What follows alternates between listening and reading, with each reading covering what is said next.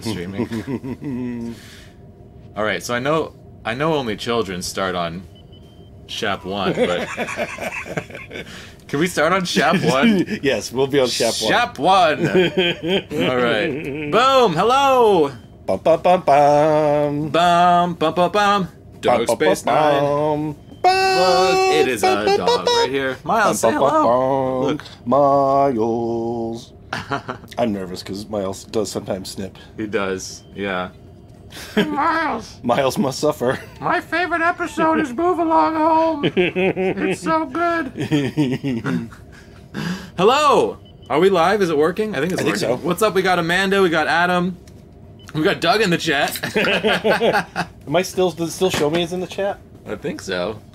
I can't. If I have the YouTube, if I have YouTube, the app on my phone, then we get that weird delay echo. Like we hear us talk through that. Oh, right. And it's just horrible. Yeah, I don't know why I can't just chat like. Well, I guess because it's under your name. Yeah, I would say some. I would throw you under the bus. You know what? I'm used to it. Hey, what's up, William? Congrats, that's exciting. Going? So we got this new setup, Doug. This is a different program. Hey, Slazinski, Blue Raz Gamer, what's up, my friends? So we can have this view, or we can have this view. Oh, yeah. This, we can see our notifications. Or this, we can just see our big faces. See our big faces. Yeah. What do you think? What do you Doesn't matter to me, man. I'm barely paying attention. Okay, well, let's try this. I won't spend the whole time staring at myself. I showed up at like 3:01, so you can't have me being responsible for choices. Big faces, yeah. Hey, what's up, James? Welcome, everybody. All right, you guys.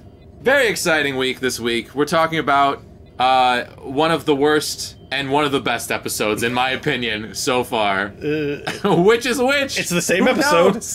It's...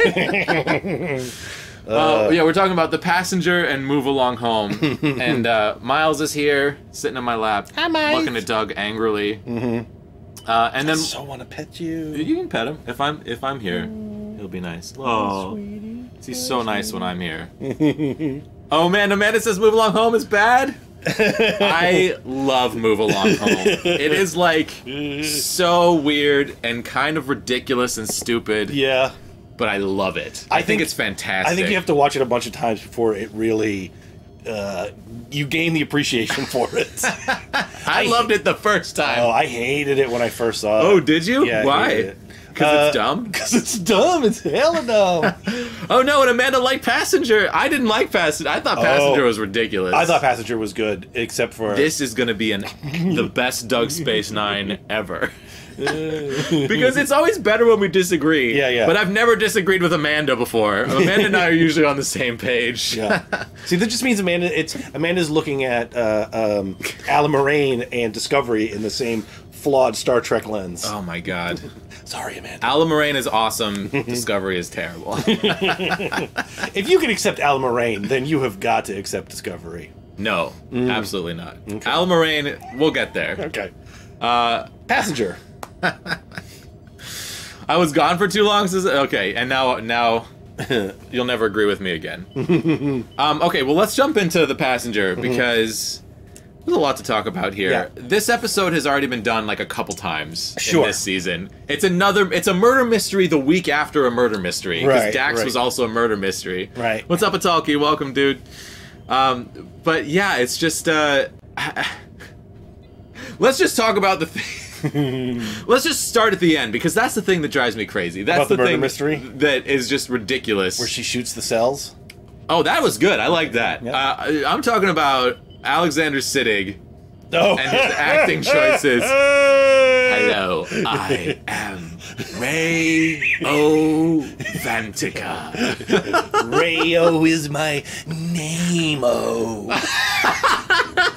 So bad. Oh my god. I did read Memory Alpha this time. Oh, you did? Yeah, me too. Where they said that they redubbed his lines. They redubbed his lines! Because his original performance is even worse than what they put into the final episode. Yeah, okay, so is bad. If you don't know what we're talking about, basically in this episode, in the very first scene, this evil murderer Hannibal Lecter type dude dies. and he grabs Dr. Bashir's neck, and we find out later that he basically implants his consciousness into Dr. Bashir with a device under his fingernails. Microscopic. Which is kind of cool, I'm not gonna lie. I kind of like that.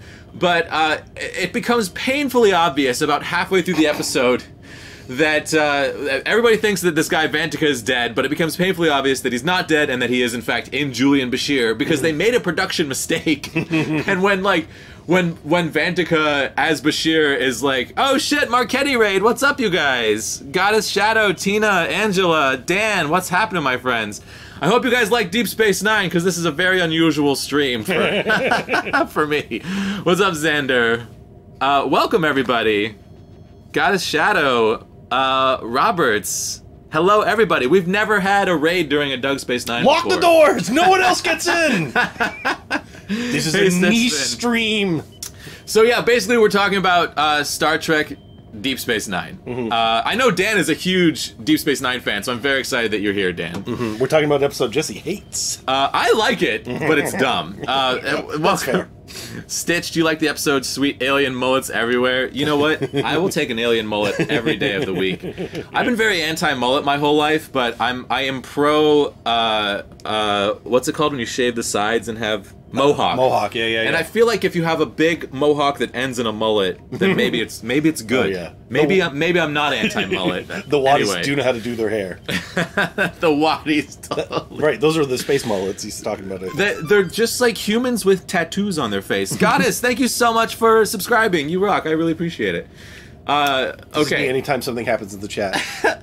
Hi, is it? And then boop boop. Can they see me in the space? Wait, if I could beam Doug into space, but not myself, I'd be very excited. Wait, hold on a second. I'm gonna beam us into space. Ready? Okay. Boop boop boop boop. Oh, we're in space, but our voices are still here. Let's see. Our voices are still here. Wait, I'm gonna beam us back. Wait, no, I can't touch the buttons from space. Fuck. Beam us directly to us. All right, hold on. We gotta start over. Doug Space 9! Doug Space 9! Italki says, ever notice that every first season of every Star Trek show is awful? Except for I Discovery. feel like the first season of Deep Space Nine is pretty good. Look at Miles. It's all right. I mean, it gets better. I think it's the best of any first season of any Star Trek, and Except I think for that Discovery. Discovery's the worst. No. Doug, the original series. take away your orb privileges. I gave this to Doug on our first episode. It's Under Over the no Prophets. circumstances It is lives the here. original series not the worst first season. It's first of all, it's like 50 episodes, so that's a problem right out of the gate. What? It's like 30, right? It's a lot. It's like 26. It's I don't know. slog. Yeah, but anyway, Discovery's the worst one. Yeah. Obviously. Passenger. I made you say yes to Discovery's the first one. No, You it's were not. confused. Well, you just said yep. You just said yep. It was on the stream. I'm recording this. We got it all. 27, you think? Retracted. Okay, so in the middle of the episode, Right. when Bashir as Vantika is like whispering to Quark, I am alive. You know? I thought you were dead. I heard from a reputable source that you're dead. It's like, not as dead as one might think, or something like that. I don't remember what he said. It's clearly him. But yeah, then like Quark fights and gets away from him, and you actually see Bashir. Right. You see him for a couple of frames, and it's like obviously that actor whispering because he Right. has the same accent. Yeah. And it's crazy. It's like this is a murder mystery where you are giving us the answer in the middle and Yeah. trying to pretend that Natoth is actually the bad. We Right. didn't talk about that. Season 1 Natoth, It's Natoth. It's Caitlin Brown as that lady, as the police officer who's running after Vantika. Cotta. What's her name? Jim Cotta? Jim Cotta. No, I wrote it down. It's going good, Bendy Hero. Welcome, dude. Cotta. You watched part of this ep from the shower. That's why you liked it, because you were having a fun shower. Oh, I was right. Jakarta. Because I wrote down Vantika Oh and Jakarta. shit! Oh, Roberts and Tina, thank you both for subscribing. This is so exciting. Thank you guys. I appreciate it. Yeah, thanks again, Dan, for that awesome raid. Guys, if you haven't checked out Dan Marchetti, you really have to, because he is fantastic. He's a really dude. Yeah, Alexander Siddig is a great actor, but maybe he's not. Like, that's the problem. Made bad choices here. Yeah, like, not only was his accent as Vantika just, like, laughably bad, in my opinion. I was laughing the whole time. I was with glee, because I was really enjoying it, because it's so silly. But yeah, knowing from reading Memory Alpha that they actually had to overdub him because his original choice for that accent was worse. Right, Bela Lugosi. That is hilarious to me. Yeah. It is so funny. This episode doesn't ring a bell. Well, it's because it's forgettable. It is, like you said, it's the kind of story they've done before. It's a basic, like, oh, we don't know who this person is. They're hiding. One brain is hiding in another brain, and now it's doing bad things, and we have to stop them, and then we stop them, and it's the end of the episode. Totally. Yeah. It's basically like shitty Altered Carbon. It's like, what if the premise of Altered Carbon was bad? It's because it's very similar. Like, the idea that you can digitize your consciousness somehow. Right. And, like, implant it through electrical impulses. That's kind of cool, actually. But then the end of the episode, when they remove Vantika from Bashir and they put him back into a cortical stack... When they beam him out? They beam him out of Bashir's brain and into a little device, and then, I'm just gonna call her Natoth because I don't remember. Caitlin Brown, who played the guest star, the female police officer in this episode, played Natoth on Babylon 5 in the 1st and 5th seasons, which is a whole other bag of worms that we're not gonna open. And she was also in an episode of TNG in season 7, the one where they had all... like the more like Star Wars smugglery, like 2-part episode where Picard was pretending to be what did he call himself? Undercover Picard? Yeah. What did he call himself? I don't remember. Smooth mustard? I want to say Boothby, but that's the other guy. I could see Picard being like, "What's your name?" Boothby. Yeah, totally. You remember her now? Yeah, she was the female. What's Jakar? Narn. She was the female Narn in Babylon 5. And I remember I saw her name at the beginning of the episode. I'm like, Caitlin Brown. I know that name. And then it popped into my head that it was Natoth. And I was so excited. Yeah. Because, again, they're like the same show that couldn't be more different. Like Babylon Right. 5 and Deep Space Nine are like the same premise with the same actors, but totally different. Yeah. Yeah. Anyway, well, let's... Oh, yeah, so we're talking about... Natoth destroys that... The brain his cells. brain, which I loved because... I really thought they were going to open up another bag of worms where it's like, this is the more interesting story. We beamed somebody's brain into a little, like, aluminum box. Right. And, like, we're going to put him in her pocket and she's going to go away with him. And, like, that's crazy. Put the box on trial? Yeah, like, what do we do? Do we put him in jail inside of his box? Do we put him... do we make a holographic program of jail and put his mind into it? It's a whole can of worms. Brain jail. I mean, this is also, like, ripping off TNG Season 1 where... That genius scientist put his mind into Data, and then they beamed him into the ship later. Oh yes, yeah. Yeah. So yeah, this starts off with some weird ideas of like, oh, okay, so you can put your consciousness onto a microscopic device. Hey, Corey. That then you can like touch someone for a few seconds and transfer your entire brain, unbeknownst to them, into their brain. Through electrical impulses with the device under your fingernail. What do you think about that as a plot point? Did you buy that? Well, so at first I was starting to have questions about it, and then as I started to come to grips with it, they're like, how about I create a energy pulse that mirrors that brain pattern and shoot it along a tractor beam into another ship, so it just like Bashir goes, just like knocks out the host brain. He like makes the craziest faces when it like turns off the host brain. He hammed it up here in a bad way. But you know, the one thing that I will say is that the actor that they hired to play the first Rayo Vantika is so hammy. He's like, make me live. And it's kind of like the same character that Bashir plays later. There's some directorial choices maybe that were questionable. Yeah. Yeah. Oh, you like the way they did it with Daniel and SG-1. That's a really interesting case where like an actor quit the show and they killed his character, but then they brought him back a couple of years later. Very interesting the way they did. I liked that. That worked for me. Anything technical with Star Trek, you just have to go with. Yeah, so that's my problem with this episode, is that when you make a murder mystery and you have all this technical stuff involved in it and it's all technobabble, like, you can literally do anything with it. And they did this with Ibudan's clone earlier on in the season, where it's like a murder mystery where the details and the facts don't matter because you can just technobabble your way out of it. Yes. So it's like, well, he's dead, but he's still alive, and I'm sure he's still alive somehow. Like, the Natoth is sure he's still alive. Right. Just because she knows his patterns, but she has no proof that he's still alive. But like technobabble, he is still alive. He's Dr. Bashir. I am Ray O. Deo Vantika. Ray O is my name. Rayo, Rayo. I mean, okay, this is like when Rayo Vantica want to go home.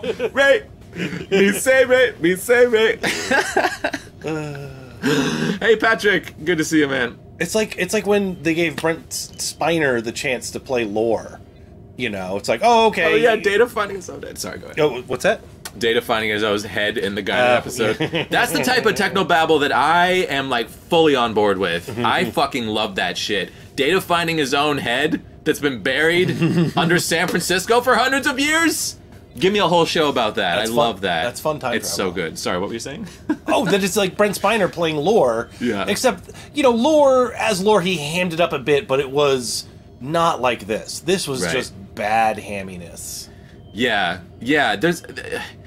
A good example of bad hamminess is Data in Masks in Season 7 when he's got like 7 or 8 people, or 15 people inside of his brain. He's like, I am a small child. Yeah. I am scared now. I am a other person. It's like, oh, and now I'm an old lady. It's not good. It's like Brent Spiner. Yes, he's a great actor, but you don't need to give him that many characters in his brain at once. Right. This isn't, what's that clone show? Orphan Black? I haven't watched that yet. Ooh, hey, gamer guy. What's up, man? She can play the shit out of a bunch of roles. He is good at playing Lore. Yeah. Brent Spiner as Lore and as Noonien Sung, I'm totally on board with.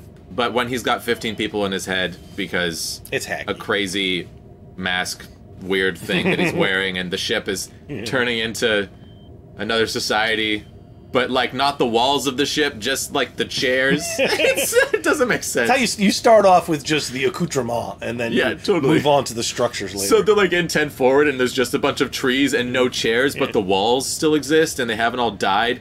And then they say in that episode, we're talking about a totally different thing now. They say in that episode that there was a flood in one of the hallways. And I'm like, show me that. Show me a flood in the fucking hallway. That sounds incredible. Anyway. What are we talking about? Okay, we're talking about the passenger. Let's talk about from the beginning, because the first scene is amazing, where Bashir has just like saved someone's life that was dead, and Kira's like impressed. And he's bragging about it. And yeah, and it's actually kind of nice to see Kira say, like, I've never seen anything like that, really. Like, that person was dead and you brought them back. Cause, genuine compliment. Yeah, totally. A genuine compliment from someone who's like fought a lot of battles, who is like, has been a terrorist against the Cardassians and has seen a lot of friends die, and is very like wary of these Federation people. Right. And I love over the course of this season as they start to warm towards each other. And there's 2 instances of that in The Passenger that I love. The other one is with Odo and Cisco. Oh yeah. Which is fantastic. My best moment of the episode, I think. But yeah, I love that moment. And then Bashir just like totally ruins it by being the cockiest asshole in the world. And knowing that he's like, spoiler alert, but knowing that he's like genetically modified to be smarter. Yeah. He's just, and he knows that, but no one else knows that. And he's like using that to brag that he's so smart. He's like, I guess I'm just better. I make intuitive leaps. See, this is what I was thinking, is that he has a narrative he has to tell himself, because he didn't earn any of his abilities. He was just given to them as genetic engineering. Interesting. So he brags as if it was a natural gift. Like, I guess some people just have a gift and it's, I have to go about the world using my gift. He just thinks he's so good that he has to have. He's telling himself his own headcanon for why his life makes sense. Yeah, he knows that when he can't tell that he's genetically engineered. Right. So he just has to brag. That makes sense. When in actuality, I think that he was just written as a cocky asshole. Absolutely. And they decided later to change that. Right. Let's retcon it. And I think that it's honestly, I think it's good retconning because he's fucking annoying. He's like, he's an asshole in season 1. I never really realized that because I don't know, I was younger and I kind of. Oh, he's bad. I liked his character so much at first. There's even a hint in this one that he's hitting on Jakata slightly when he's like, I tried to call you. I tried to call you last night. I'll bet you did, fucking Dr. Grabby Hands. He's totally Dr. Grabby Hands. He's like the horniest person on the show. He's hornier than Quark, and that's saying a lot. Do you think Umox works on Dr. Bashir? Everything works on Bashir. You know what Bashir is attracted to? You being attracted to him. That's what he likes. Totally. Yeah. Wait, okay, we missed some chat. What did we miss? Oh, no, Amanda's making a good point, as always, about the dynamic between Odo and then the... Oh, yeah, needing to establish his authority. Yeah. Yeah. Oh, you asked the question yesterday, how do we come up with the name Doug Space 9? That's my name. Yeah, his name is Doug, and it was a show about Deep Space Nine. Doug 9. And it just worked. It just happened. It's just good. This does because Odo gets a lot of back and forth in this one. Slazinski says Patrick, it's because Doug and Deep Space Nine. Yeah. How'd you get the backdrop? I just found this GIF and just put it in the green screen behind us. And it really works. If in this room there was just a green screen right here. Like how you're this is a green screen. Like watch this. Watch this fucking magic. It does look funny when you're rolling out the computer. Yeah, totally. Hey, Snapper, what's up, man? I am interrupting you so much. I'm very excited to be here. Yeah, no, it's great. I'm interrupting you a lot. I got nothing to say. Kitties! Oh, look at all the cats. Nice. Cute cats. Yeah, Odo and Quark. Both episodes, there was some really good stuff with Odo and Quark. Actually, my favorite part of this episode, besides the interaction with Odo and Cisco, is Quark's arc. Like, Quark doing some real nefarious shit. Like, right, straight criminal this time. What's the name of this material that Vantika is trying to get? Like, we need idiom. Okay, that's good enough. We need idiom. I can't even say, wait, we need idiom. We need idiom. We need idiom. We need idiom to livium longerum. Can no replicate idiom. Oh, once again, it's a Star Trek. Here's this thing these people need. We have to mine it. We can't make it. Okay, and yeah, this was too convenient for me. The Vantika's people need it, but if you go to warp with the tractor beam and it explodes, it kills the entire solar Super system. Poisonous, yeah, they need it to live, and yet it can kill everyone and anywhere nearby. And we found a bunch of it in the Gamma Quadrant, and we're gonna pull in a ship with the shields down. Right. It didn't make sense to me. It makes sense. Like, it makes sense. It's just like, it was just a little convenient for. I felt like the writing of this episode was not as tight as some of the ones that we've already seen this season. I disagree. I felt that this episode moved along at a good clip. It was really tight, where they jump between things. There wasn't a lot of extraneous stuff, but I agree with that. It had every single flaw of Star Trek writing was basically showcased in this episode. Yeah, I think you're right about the pacing. I don't mean, I guess tight is the wrong word. It wasn't as like, when I'm thinking of tight writing, I'm thinking of like all the holes are filled in. And, they get you from point A to point B naturally. No. Like Dax was a great episode where they got you from point A to point B naturally, where just the plot kind of unfolded itself in a way that makes sense. This and, was Jadzia can't mention why she won't defend herself until the very end. It just all makes sense. The motivations are all organic. Yeah, this was all just move to the next thing. Yeah, why? We'll figure it out later through like contrived reasons. Like, how did he get there? Through a thing in his fingernail. Yeah, sure. The woman Jakata falling from the thing and then landing. Then later on, they're like, "Oh, she was pushed. Vantika pushed me." Pushed. Yeah, and I'm pretty sure that was hey, you know what? We can't just have her fall. Well, why does he push her? Why doesn't he just murder her? Yeah, it's just we need her alive still. Yeah, there was a lot of hand waving in this episode. A lot of classic Star Trek hand waving. Yeah, but I do like the idea that there's this character this like police officer who has been chasing this one guy for like 20 years. She is literally the smartest person we have seen in any Star Trek show to date. The most competent person. Absolutely, because she is like, totally. Did you scan for this? Are there weird life forms? What's going on? This asshole is gonna pull some Star Trek bullshit, and I know that. She's like, I'm sure he's not dead. He wouldn't. She's right. He wouldn't have set the fire if he didn't have a means of escape. He's obsessed with keeping himself alive. Right. And then it's kind of infuriating that Bashir in particular won't listen to her. Yeah, but then you have to question, is it because he is Vantika? Like, Vantika's in his brain Well, no, because they're making it like that he's not. They even explicitly say you wouldn't even know it was happening, you know? Yeah. That's true. No, that's true. But then maybe were there scenes where we were looking at Vantika, but we thought it was Bashir? I would argue probably not, because, he can't pull off the voice. Because he'd be like, I am Dr. Bashir. It's definitely the cop that's been chasing me. Julian. Him. You know me, Jadzia. Oh, what a ham. What a ham. Oh yeah, the new Starfleet security guy, Primin. Lieutenant Primin. That was a good little mini arc too. The back and forth. I agree with Odo. It's so just the way the communication thing works is like Primin and Odo, and then it's Odo and Primin and then Cisco. Oh, now Odo and Cisco.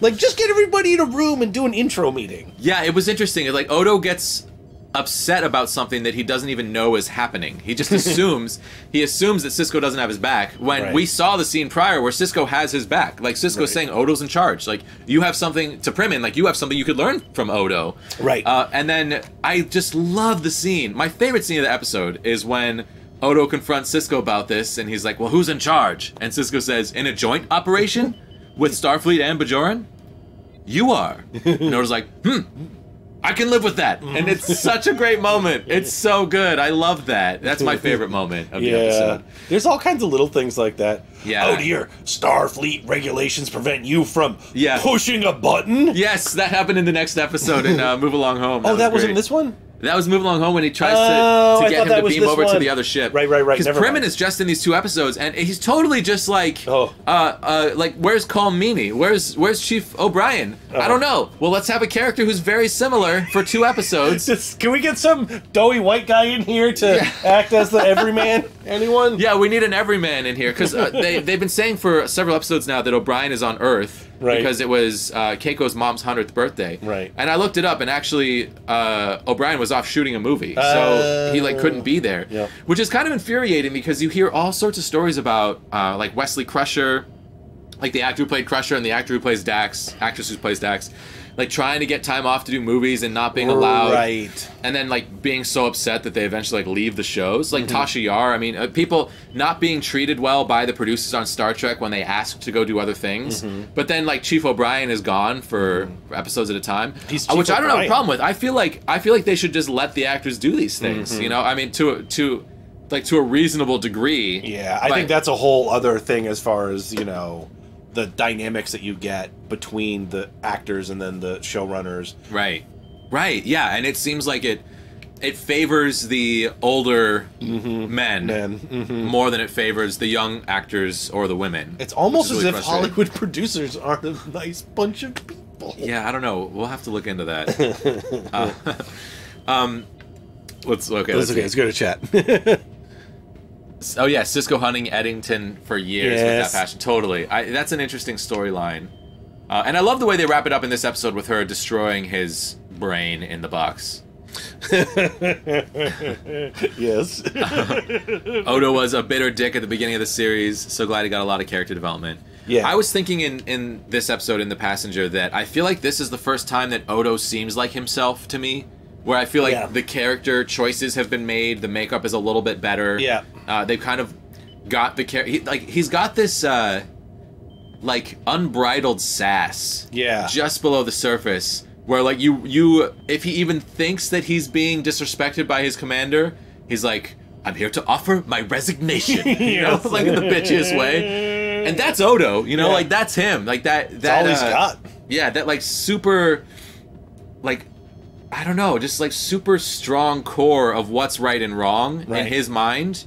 And like he doesn't give a shit about Starfleet rules. He only gives a shit about what he thinks is right. What he thinks is right. And that's his dangers, because that's what he can lean towards, the authoritarianism, where he doesn't need any outside authority to tell him what is right. He is the authority. Right. Totally. Which is a whole can of worms, because that's dangerous in the wrong hands. That's what dictators say. That's what dictators say, totally. But I like, there's something charming, and they do this on Babylon 5 also, there's something charming about the idea that the security chief on this kind of backwater station that's sort of like the outlaw, Old West in space, space mall situation, like, it's interesting that there's only one person who can actually manage that job. Yeah. They do this with Garibaldi also on Babylon 5, that like his sort of extreme measures are the only thing that will work. Right. Yeah, This is but I something that kinda like needs to it. have someone with an iron fist to keep a lid on it. Right. But in Odo's case, it works much better for me because he's not an alcoholic who's like trigger happy. You know? Like Odo refuses to use guns. Because as I so said cool. before, I know that he would murder people. Yeah. He knows that he would murder people. I think you might be right about that. That like, Ooh, yeah. Speaking of murdering people, Bashir joins the "Oops, I'm sorry I killed you" while I was under mind control club as of this episode. He does? Yeah, there's the dude on the ship when he. Oh, you mean Bashir? Yeah. Yeah. Bashir, you said Odo. Oh, no, sorry, yeah, Bashir. Yeah. Bashir joins the club. Oh, yeah, Bashir does kill someone under mind control. The mind control I was thinking murder about club. that. And did you see Cisco's response? Like, his face that he makes, just like, ouch. It's funny because that's what happened to your wife. Aw. You think you might have a different sort of complex feeling about this. He killed a bad guy. They killed a bunch of good guys before Bashir beamed over. Like, the people he was working with killed a bunch of good guys. Yeah, he was in charge of it. Yeah. So But I mean, think he's one person, he fired the phaser. Yeah, but I mean, I would argue, like in Lacutus' situation, if you're not in control of your own mind, Right.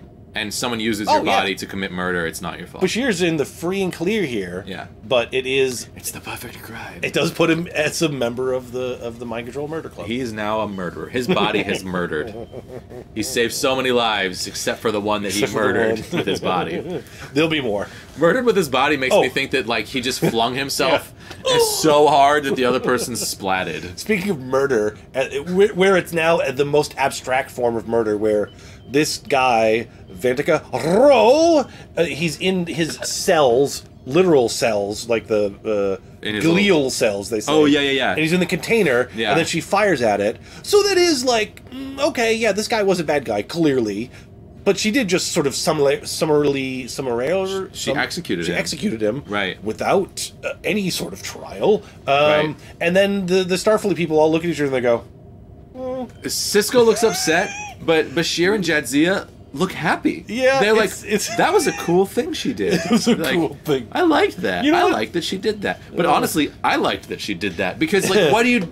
I feel like keeping his mind trapped in that is inhumane. sure. And I feel like he died. You know, Right. Like he died, and he used No takebacks. inhumane methods to keep himself alive. Yes, and like, but- what do you do with his mind? Well, see, now this is what's interesting. You give him a fucking android body and let him kill other people? I don't know. the most Star Trek wrestling with a moral problem is that at the very Yes, end yes. that happens in a second, and they just go, dun, Yeah. dun, dun, dun. Yeah.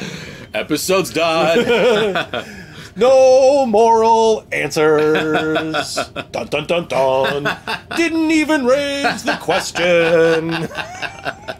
Because that would be like the heart of the episode, you know, if done in classic Star Trek style. Install him in a teddy bear. That's the answer. That's the answer. Put him in a fucking bear. That's totally the answer. Oh, she's got the summarily. Boom. Nice. It's a good word. Yeah, it's an interesting moment. Like, I can't fault her for doing that, and I can't think of something to do with his brain in a box that is humane. I mean, like, what could you do? You could put him in a holographic Right. world. That's what Janeway would do. That's what Picard did with Moriarty. Oh, yeah. You know? Yep. Could So- put him in a body, then wipe his mind, like Worf does. Oh God, that's the worst. That's the worst moment of Deep Space Nine. That's my absolute least favorite thing that happens on this fucking show. Yeah, they do stuff like this a lot, where they like someone's mind is moved, or like someone's mind is wiped, and their body is not their Turns mind. out, mind and body is real lucid. Yeah, loosey goosey in Star Trek. You but just slip right out. I really, if you don't like. If you clean your ears too well, your mind could just slide out of your ears. He made his own prison, let him rot in a teddy bear. I love that. That's fair. That's good justice. Teddy bear justice. Oh, was there one episode on Voyager like this too? Yeah. Oh, that's right. I read that in Memory. I didn't remember that episode. I but do. read That was when. Yeah, and she actually does a good job of playing that bad guy because she's just like angry and storming around. Yeah. It's Yeah, I mean, watch Altered Carbon and watch Travelers on Netflix, because both of them are brilliant examples of incredible acting where one character has another character put in their mind and they Right. change mannerisms and accents. and like everybody nails it. I mean, there's one scene in particular where this woman's Hispanic grandmother is put into the body of a big buff white like white supremacist dude, and the actor just nails it. Did you watch this show? Which show? Altered Carbon? No. Oh, really? Yeah, it's still on my list. Oh, God, you gotta watch it. I've read the books, so I know the books. Yeah. Oh, it's so good. Okay. The show is fantastic. It's like, it's really violent. Yeah. So, and we talked about this on stream recently, how I really struggle with violence in my video games and sometimes in shows, but like, when violence is used to make a creative point, I think it can be really effective. Right. Altered Carbon really does that, where it's in this world where you can like transfer your consciousness from one body to another, so the body itself isn't valued as much, right? And then people are like more violent because of that inside of this like high society. It's really fascinating. I love that show so much. I love the book. I love the show. Doug, I think you would really like it. Yeah, I'm looking forward to it. It's just I haven't started Daredevil season 3 yet either, and I know I'm gonna like that. Yeah. So much happened, it seems so convoluted. Does it get better? That's hard for me to answer because I read the book and loved it. It's one of my favorite books. Yeah, I without having seen the show, I would recommend people read the book first. I agree. Read the book first. It's like Game of Thrones. It's great, but the people who are watching it without having read the books, I can't imagine how they keep track of all that nonsense. Yeah, like Harry Potter, it's like picking and choosing what happened in the books. But you don't get the full story. Right, but you can understand it. No one's walking away from a Harry Potter movie going, I don't understand who's on whose side here. Well, I mean, don't give the human race too much credit. I'm sure somebody didn't understand that. Harry Potter's Harry Potter. Harry Potter. Harry Potter's a little more straightforward as the story goes. Yeah. Altered Carbon, Game of Thrones, they're a little more complex. But yeah, it's hard for me to say because I already knew the whole story, so... Yeah, I could see how it'd be really confusing. Because I remember reading the book and I'm like, he's this guy and he's dead and now he's this guy and I'm really confused. But I love that. I love the whole show. Yeah. Amanda's making me want to watch Daredevil. That's true. And I could never watch the show without having read the books. So Dan says if you can't watch a show without having read the book first, the show has failed. Yeah, I agree to a point, but I just feel like it helps simplify the first watching of it, you know?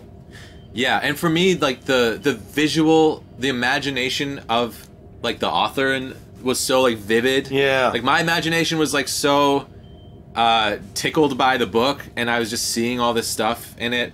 And then seeing it brought to life in a way that was so similar to how I'd imagined it was so satisfying. So for me, like that show, I watched it in like a matter of days. I was so into it. I cannot wait for season 2. And Anthony Mackie is going to be in season 2, which is really exciting. I'm excited because they can also fix the flaw. Each subsequent book of Altered Carbon gets worse and worse. Oh yeah, the sequels are garbage. They're like not worth reading at all. No, but hopefully they just let's just keep the essence of this and not delve, down this toilet hole. Yeah, totally. I think they could write a whole new story for season 2, and I hope that they do. Because it doesn't even take place on Earth. The other books, and what's fascinating to me about that future Earth that they create is like this class society based off of if you're rich enough you can basically live forever. It's fascinating. James says so many characters missing from the Game of Thrones series. Yeah, I mean Lady Stoneheart for one is like massive, but I have to admit that I enjoy the Game of Thrones TV show massively more than I enjoyed the books. I've read them all except for like the supplemental thing that he released recently. Right. And now that Game of Thrones has gone past the books, I feel like the storytelling of the show is just so much more engrossing and interesting than the storytelling style of the books. It just didn't quite work for me. I felt that way about The Expanse also. I read the first book in the series and I love the show so much more that I'm like, I'm not going to read this. I want to experience this story through the show before I read it because I don't want spoilers from the book because, I actually got some spoilers from the book. Because the first book encompasses the first season and a half of the show. Right. So when I went back and watched season 2, I knew the first half of the season, and it was kind of a bummer. God, Thomas Jane is fucking beautiful. He's gorgeous. I just want to look at him all day long. Dan says, reading the book first may not necessarily provide clarity, but rather could cause confusion for the things that may have been changed for the medium. Yeah, that's really true also. Yeah, I disagree personally, but I get it. What's a good example of that? Where... the Shannara. Okay, Walking Dead. Walking Dead is the perfect example of that because there are just like so many characters in The Walking Dead that die in the comics but not in the show and vice versa. Right. Where like other characters come in and kind of fill their place. So it gets really confusing. Oh, look, James says Walking Dead, the changes made it more fun. Yeah, I personally think that the comic book is infinitely better than the show. I love the comic. It's so good. I loved the show up to a point, and I think season 3 of the show, the Governor arc, like vastly improved upon the arc from the comics.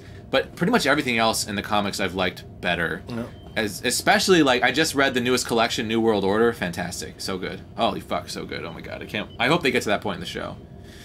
Yeah, I'm behind. I was reading them as graphic novels, and I think I got up to 15 or 16. Mm-hmm. I need to get caught back up. You're not that far behind. Okay. They haven't. I've been getting them from the library. Yeah, that's what I do. Yeah, it's so great. I love that. Okay, so we gotta get back to the.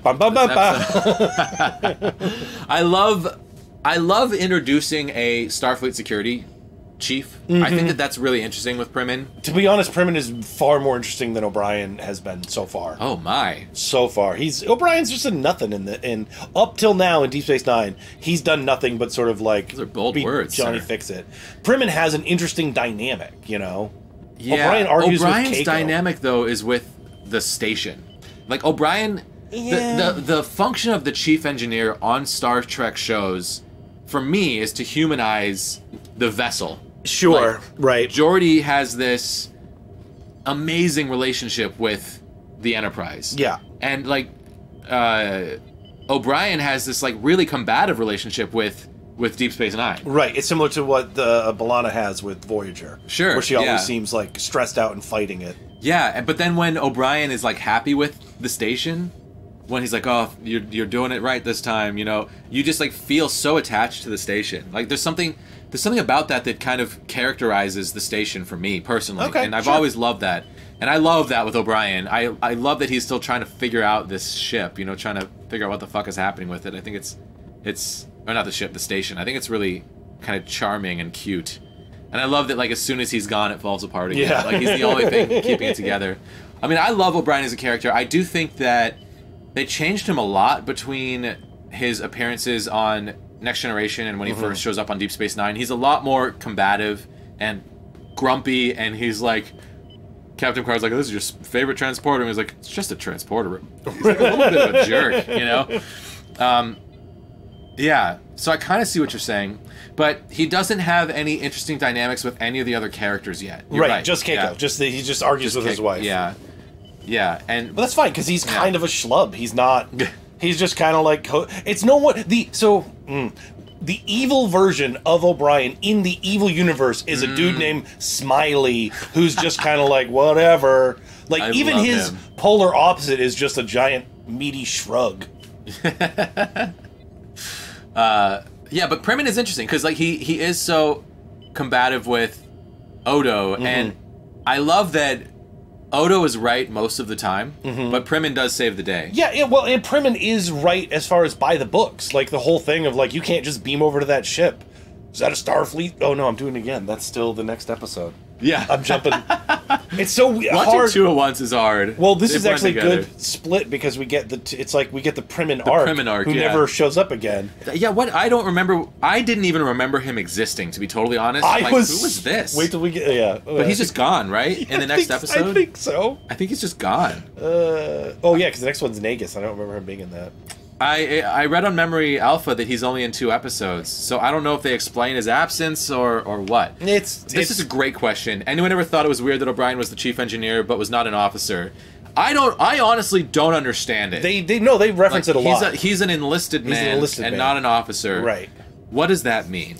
That he enlisted in the military and didn't ever go into officer training? Like, that's a separate thing? So, you can't just, like, get promoted to be captain. You have to go to, like, I want to be, go to officer training, I think.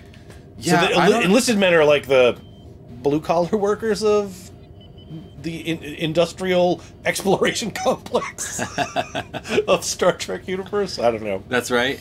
Yeah, I guess I understand that, but it doesn't quite make sense to me. Like, don't you always... If you're going to become an officer, don't you have to enlist? You have to enlist in officer training, but yeah. So yeah, I would assume that the officers either were enlisted men that came up the ranks, or if there's a way for you to, like, I just want to apply to be an officer and skip this other stuff. Is it like a rectangle is a square, but a square is not a rectangle situation. Ooh, yeah, it could be. One's a superset of the other. Yeah, like they're all enlisted, but officers do additional training. Guess who never did any military service? These guys. Can you tell? The officers go to Starfleet Academy. So you can serve in Starfleet without going to the Academy? That kind of makes sense because you're basically working, you know, it's just like you can work for the federal government without getting elected to office. But how do you become the chief transporting officer on the Federation Starship flagship? Trade school. Because like even Wesley, who got a field promotion, had to go to Starfleet Academy. I feel like you have to. They go let to Wesley Starfleet do a Academy. bunch of stuff before. Like I feel like if you enlist in the military, you have to go to boot camp. Right. So maybe there's like a Starfleet Academy for everyone, and then there's also an Officers Academy. That's got to be it. O'Brien didn't go to the Starfleet Academy? What? Can you confirm that for us? Can you look that up? I guess I could look it up, but I just don't want to. Well, that'll be our on the break research. Yeah, it sounds right. We say that and then never do it. He talks about being in wars and stuff, but he's never had any stories of like, well, when I was at the academy. Yeah, I don't quite understand. I don't quite understand how that works, but I don't know. It doesn't make sense to me. It's like they have Starfleet scientists, right? Those people. Yeah. Well, maybe they did go to the academy. Yeah, because O'Brien wore Lieutenant Pips in TNG. It's very. I know for a fact that it's inconsistent across his time on the shows. Yeah, it's definitely inconsistent. I mean, he is in the very first episode of The Next Generation as the con officer. He just sits there. A name. Yeah, he's like on the battle bridge when they're. Oh, it's just it's facing down Q, right? Yeah, if you didn't know any better and you just watch like the first season of the original series and the first season of TNG. There's no difference between some of these other throwaway people that never show up, and then people like O'Brien who wind up becoming series regulars. You know, yeah. Even Scotty is like peppered in a little bit amongst a bunch of other random no ones who never appear again. Yeah, it almost makes sense, but doesn't. It's Star Trek. Bum, bum, bum, bum. Yeah. We don't make sense. Bum, bum, bum, bum. So I love that Canon is a lie. I love that Quark gets into some real nefarious shit. This is super. One. Yeah, he's full criminal here. Yeah, like full criminal. He kind of like toes the line. Up until now, like he has like the security overrides for all of DS9, which I love, which we saw earlier. Right. But this is the first time where he's working with straight up like thieves and murderers. Right. And just lying about it the whole time, doing something like. But I don't know. The thing is that he never crosses this moral line. Well, they never call him out on it because the people who were flying that transport ship are all dead. They were just murdered, right? You know, by those other dudes. And that's kind of Quark's fault. It's like he's definitely got to be part of the trial, you know. Unless what's always headcanon happening in between episodes is Quark is just singing like a fucking bird as soon as they apply any pressure to him, and he always gets like off with suspended sentences, or is paying some kind of fines. Yeah, I feel like he will not. I mean, he's too much of a coward to cross the line into actually harming anyone for profit, right? And he gets upset if it happens. Like, if someone gets harmed because of what he's done, he does get upset. Right. So I feel like he does have lines he won't cross. But this is like a further, you know, this is a step further than we've seen him go. Yes, yeah. Where he's like, you know, getting involved with someone who is like a Hannibal Lecter character. Like in Memory Alpha, the writers were saying they wanted a sort of Hannibal Lecter character, like this Rayo Ventica guy. One of the failings of this episode, I feel like they could have time shifted this episode. So we saw more of him, you know, doing this stuff, and then maybe less of the dicking around on the stations. I think that would have been an interesting story as well. Because you don't get to really see him as this... You just hear everything through exposition of Jakata saying all these things that he's done. Yeah. Anyways. Oh, wait, we got some info. Enlisted people are the lower ranks. They go to a different training center. It is explained later in DS9 Season 6, I think, when they go to Empok Nor. Amanda says, Internet says it's not definitive. O'Brien supposedly did not go to Starfleet, but may have later went in his career for some training. Ah, sure.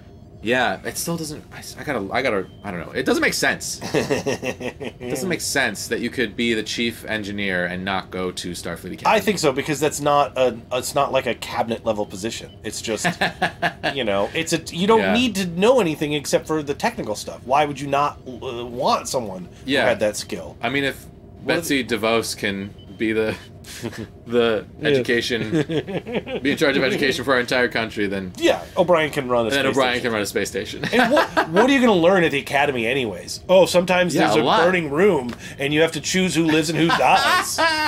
Oh, thanks. Sometimes there are geometric shapes that you need to organize correctly. Yeah, this is Miles O'Brien. I don't know how to fold a 100-sided cube. Yeah, so I guess, does that mean that Wesley could have not gone to the academy and just continue to like level up in the ranks? Probably. I mean, they let him. They made him an acting ensign after he failed at the academy. So right. You know what doesn't make sense? Star Trek. All of this stuff that we're talking about doesn't make sense. That's what I love about Star Trek is if you adhere to the idea of things have to follow canon, then you are in for some rough rides once you start to actually look at these things. Well, what else do we have about the passenger? I I feel like I'm forgetting shit. I think you got all the stuff that had happened. Oh, I did like that they didn't do like and of course they couldn't have. But when Bashir gets grabbed by the guy, they don't do any like energy dazzle like you normally. Yeah. Because the whole point is for them to misdirect you to think of what's going on. So as soon as they brought up that his mind was probably transferred to someone else, I was 100% sure it was Bashir. Because of that opening sequence. Right. And they try to have this red herring of, like, maybe it's Natoth. But then they have this other red herring of, like, we have a new cast member. We have this Primin guy. Yeah, it could be maybe him. it's him.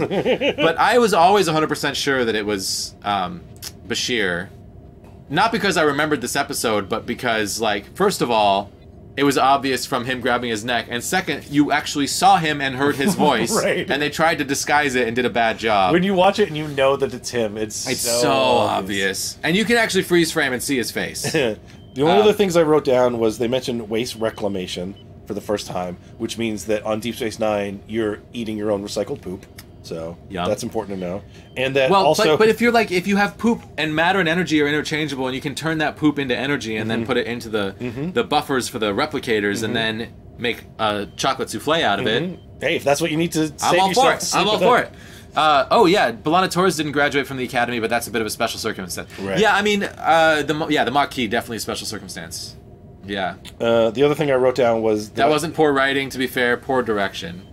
I think that if I were the writer or the producer or the director of this episode, I would have course corrected in the middle and made either Primin or Natoth the Rayo Vantica, because I would have seen what Bashir was doing with it and said, you know, well, maybe we should adjust this. The interesting thing in the behind the scenes stuff is the people who worked on the episode. I think it might have even been one of the writers saying, yeah, when we pitched this as an idea, the Ira guy had said, there's going to be these problems with it. And they're like, nah, let's just do it anyways. And then he says, and then we did it and we realized, like, oh yeah, there's problems with it. Yeah, the writer's idea was to have the police officer woman have Vanska in her mind. Like, that was his idea. He liked the idea of this woman chasing someone that's in her own head. Yeah. I don't know if I like that better or not. I don't think I do. I don't know if I just don't care for this, like, he's hiding in someone else's mind plot. Right. They do this type of thing a lot, and I think I'm just over it. Someone else had said that it could have been anyone, that there's nothing, this could have happened on the Enterprise. Right. So that makes it not a good Deep Space Nine episode, because there's nothing special about it in that sense. Just have all your viewers watch from the shower, problem solved. That's great. That is the logic of the century. And then we can just have everyone live stream themselves watching it from the shower. Ooh, and it'll be like the most popular thing on the internet. Nude streaming! Nude Deep Space Nine showering. Alright, Jesse, I'll take my shirt off. I take it back. This is a bad idea. I'm giddy with power. I'm drunk with power. The last one that I had that we didn't get to yet was a favorite moment of many, was the beam to Ops, which you know is my ongoing beef with Deep Space Nine. Oh yeah, where they beam Bashir to Ops? Right. When they know that he's a murderous killer. Right. But what I loved about it is that the headcanon there is that Sisko is like, I'm gonna get to stun Bashir. I know, he just fucking shoots him. It's great. It's great. He has his phaser on like a high stun setting. Like, I'm gonna knock out Bashir. He's a fucking annoying. Do you have a lock on him? Yeah. Shall I beam him to security? No. Yes. Why don't you beam him right here to ops? I've been waiting to shoot this mofo for weeks. What if he's dangerous? We can only hope. Yeah, I hope he's. I hope he makes a run at me. Yeah, When I was a kid and I watched this for the first time, Julian Bashir was my favorite character. Oh, as an adult, sad. he is my least favorite. Yeah. He is driving me crazy. Yeah. Like, he is just so, like, gross. It's terrible. Yeah, he's just like this. He's so immature, and but I will say this though, I actually really like the idea of this like super brilliant doctor who's like incredibly immature and egotistical. I think that that's kind of an interesting character choice. Yes. But I just hate that it's not being called out by anyone. Like, yes, Kira starts to and gets interrupted in the beginning of the episode. Yeah, it's unexamined, exactly. Yeah. Kira is like about to say, "You're a fucking idiot," like, shut the fuck up. Yeah. And they get interrupted, and she never gets to say it, and it never comes back to that. Yeah, and they still are playing sexual harassment really for laughs to a degree, right, in the show. Absolutely. What's interesting and it's bothering me. Quark is shown to be like, ooh, but look at this creep, and then you're like, well, you know, really, Quark and Julian are cut from the same cloth when it comes to the way that they treat women. Yeah, but Quark is called out for it. Like, right. Odo is constantly saying, like, you don't have a chance with her. Yeah. You know? He's not saying, like, stop objectifying her, which I wish he would. He's just saying it's not going to work. Yeah, he's just saying... But you know what I like is that Quark says, like, I know I can't have her, and wanting her is the fun. Right. Don't you want things, Odo? Like, wanting things is good. Right. And honestly, like, this is starting to get into some of the stuff about Ferengi that I like. Because when you get to, like, the Great Material Continuum, they plaster this, like, kind of great...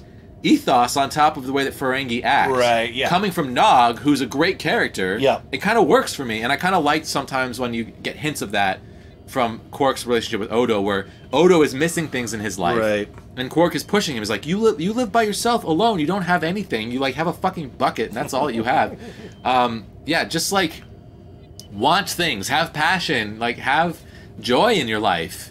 Because you can see the joy that Quark gets from his greed. Yeah, you know? yeah. Like in the next episode when he wins Jules when they're playing that game, you can almost hear him get an erection.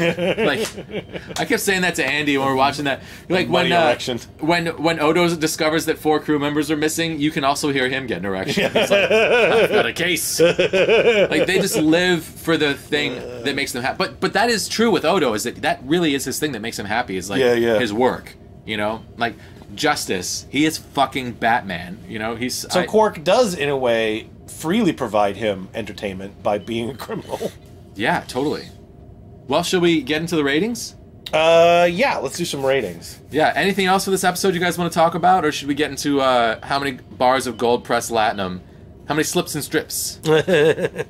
No, bars and slips. Bars, right. Bars and strips. Bars and slip. The second decimal point would be strips. Strips, right. Bars and strips. No, slips would be the second decimal point. And we don't go to strips. We do bars and strips. Slips. Slips are smaller than strips. Right. So if it was like 8.52, the 2 would be the slip. Slip, right. But we're not doing that because that's stupid. I might, though. You can't stop me. I'm not writing it down in the spreadsheet, but you can say it all you want. Okay, so... Yeah, this is going to be all over the place. Okay, Doug, what do you give this episode? I give this episode... I think I came in here giving it a 7. Wow. But I think after talking it out some more of the deeper flaws become evident. So I'm just going to give it a 6.5. 6.5. Yeah. Oh, and I actually made this poll already because I'm fucking on it. All right, chat. Vote 1 to 10. What do you rate this episode? Oh yeah, we could make up with these polls. Okay, Doug. And by we, I mean me. Yeah, that's fine. I ain't making shit. Doug gives it a 6.5. Yeah. What am I going to give this episode?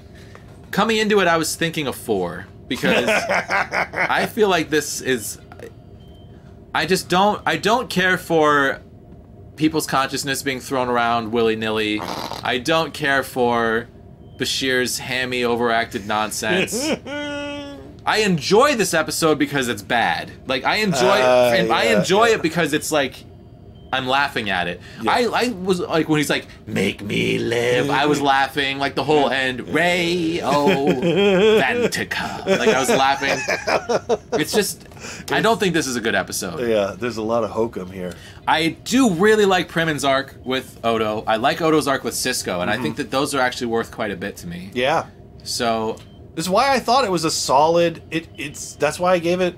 well, lower, but I came in at 7 because I felt it hit all the numbers of Star Trek, flaws included. This is like a classically flawed Star Trek episode. I'm giving it a 3. An unoffensively flawed episode. I'm giving it a 3. Wow. To me, this is a 3. Yeah. I got too many things open here.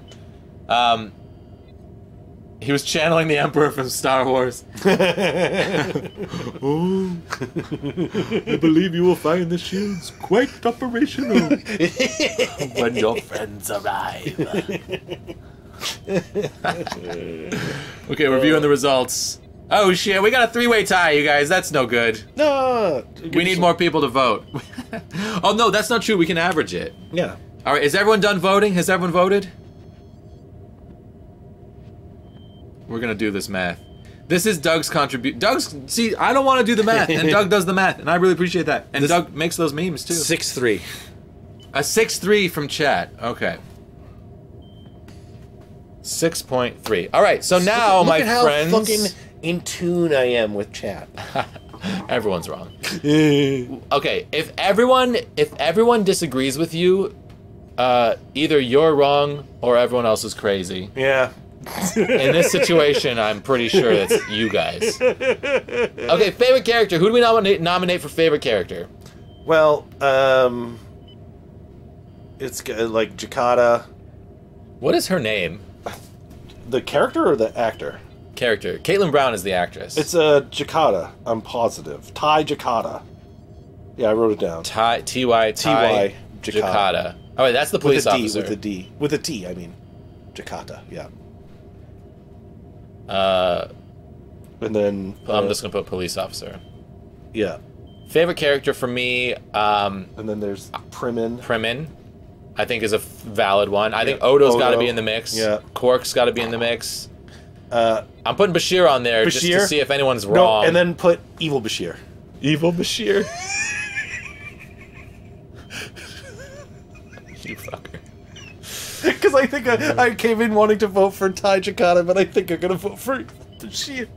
No! Yes! Oh. Alright, poll is ready. Here you go, my friends. Quark, Odo. Okay, there you go. Favorite character, Doug. Who is your favorite character in this episode? Evil Bashir! No! Ugh, you bastard. Why? Because... back it up. Because you're right. It's the most joyous part of this episode is watching him painfully chew scenery. That's fair. Oh, he has to act against Avery Brooks as a ham. Maybe they didn't film it together, though. Maybe that was just cut in, but... For me, it's like 100% Odo. Like, it's Odo all day. As a character? Yeah, favorite character by far. Like, Odo throwing his weight around. Yeah. Trying to... like, struggling to find what his authority means in this situation, knowing what he thinks it should be, and then being validated. The look on his face is just worth 1,000. It's great. 4 episodes. Yeah. I really like that. All right, chat. What does chat say? Favorite character? We got a tie between Odo and Quark. Quoto. That's what wasn't that our rule? That's right. Quoto. I love it. Okay, and now listen carefully. This is not favorite performance. This is best performance. This is the best acting. The best acting. Best acting. Who gave the best performance? This is not your favorite performance. This is the best performance. Well, let's put. I'll put the character names. Oh, right. I'm putting Bashir on the list. But that answer is wrong. That answer is wrong. Ty Jakata. Odo. Ty. I definitely think Caitlin Brown did awesome in this episode. I think that's super valid. Yeah. Cisco. She's barely in it, but Primin. Still. Primin, yeah. Best performance. Quark. Yeah, Quark had some stuff. I think Quark is great. Anyone else nominated? Cisco's nominated. Yeah, Dax didn't get to do much this one. It was just like... Yeah, she's like barely in this episode. It's like Dax solving science technobabble. Yeah, so, alright, here, chat, here you go. Hit me. Oh, also, this episode had some of the worst, like, computer... This is where all of Star Trek falls apart, is when they get into, like, computery stuff. Yeah. This one was like, oh, you know... Oh, that's right. You would lock one file, but who would think to lock all the files? Like, yeah. What are you talking about? Yeah, I was thinking about that. You know what you can do is just access everything at once. It's just nonsense. If it's that easy to delete all active memory on Deep Space Nine, they would never get anything done. Ever. It's just, Quark would just wipe it every day so he could do whatever the fuck he wanted. It's computer technobabble, which is now to the point where most casual computer users can see, you know, like their science technobabble is a lot of made-up stuff, so you can't say it doesn't work this way, you know? Yeah. I don't know how negative polarized gravitons work, because who knows what the fuck they are. Yeah, I know how computer files and memory works. Right. It was interesting that they kind of brought that into a realm that was a little more understandable, and yet made less sense because of it. I was listening to a podcast about Next Generation this morning, Treks in the City, which I very highly recommend. It's two female comedians talking through every episode of Next Generation. It's like what we do, but with better people. But better, yeah, obviously. So they were playing a clip of Geordi. It was the Elementary Dear Data episode, and he was talking about like what they could do to try to wipe the holodeck clear. Oh yeah. And all the technobabble like worked so well and made like so much sense in that it meant nothing but like felt right. Right. And I really feel like they dropped the ball on that in Deep Space Nine sometimes, where the technobabble is like they don't bother asking too many shunts. Everything is shunted from one thing to another. The subspace shunt. The subspace shunt? Yeah. What is that? Okay. Well, it's like regular subspace except shortcutted. Yeah, best performance. Caitlin Brown. Caitlin Brown, nice. Okay. I like it. She probably should be my favorite character, but it is very funny to vote for Evil Bashir. You bastard. It's funny because it upsets me. I have to go with Odo, with Renee Aubergenois. Aubergenois. I actually discovered today that I even know how to spell his name. Like, I spelled his name. I was putting the tags into the stream, and I spelled his name, and I looked it up, and it was right. And I was very proud of myself. Good job. Okay, and what did chat say for best performance? Remember, there is a wrong answer. Oh, Cisco. Cisco wins. Okay, good, because if it had been Bashir, I would have ended the stream immediately. Pull the plug. And we never would have come back. Okay, hold on. Where am I going? Wrong place. Too much is happening. Okay, Cisco. Log in it. Best performance, Cisco. And that, my friends, is The Passenger. Another episode down. Mushroom ranking. Mushroom ranking! This one... Space mushrooms. You get 6 mushrooms when you're like, oh, this guy's put his consciousness onto a microscopic thing and then touched it in someone else. Right. Oh! That's a 6? That's like a 9.8 to me. No, that's a 6 because you're wrapping your head around and you're like, well, they do that kind of thing. No, you're right. I am wrapping my head around it. Then when... she can, like I said before, Dax can make the energy wave that is the mirror of that consciousness and then have it crawl along. A tractor beam? A tractor beam. Now we're like, okay, now we're at 7 mushrooms. Right. And then when you can beam specific cells... Wait, that was 1 mushroom? That goes up 1 more, yeah. That's only 1? Well, you've already at 6 with what you've established, because it's with the... Can we give that 2? Well, no. I'm gonna give it 2. I'm at 8. I'm at 8. Right. Keep going. Then, when they beam out the cells that represent the consciousness that's stored in there and put them into a little jar, that's when I think we hit 9 mushrooms. That brings me back down to 7. But we can both agree that this is way crazier than the mycelial network. Because... No. Yes. No. Yes. We cannot agree on this at all. Because they were tracking glial cells, and she's like, I had the transporter isolate the glial cells to beam them out. I'm like, great. I think I'm okay with that. That works for me. There's so much in here that if...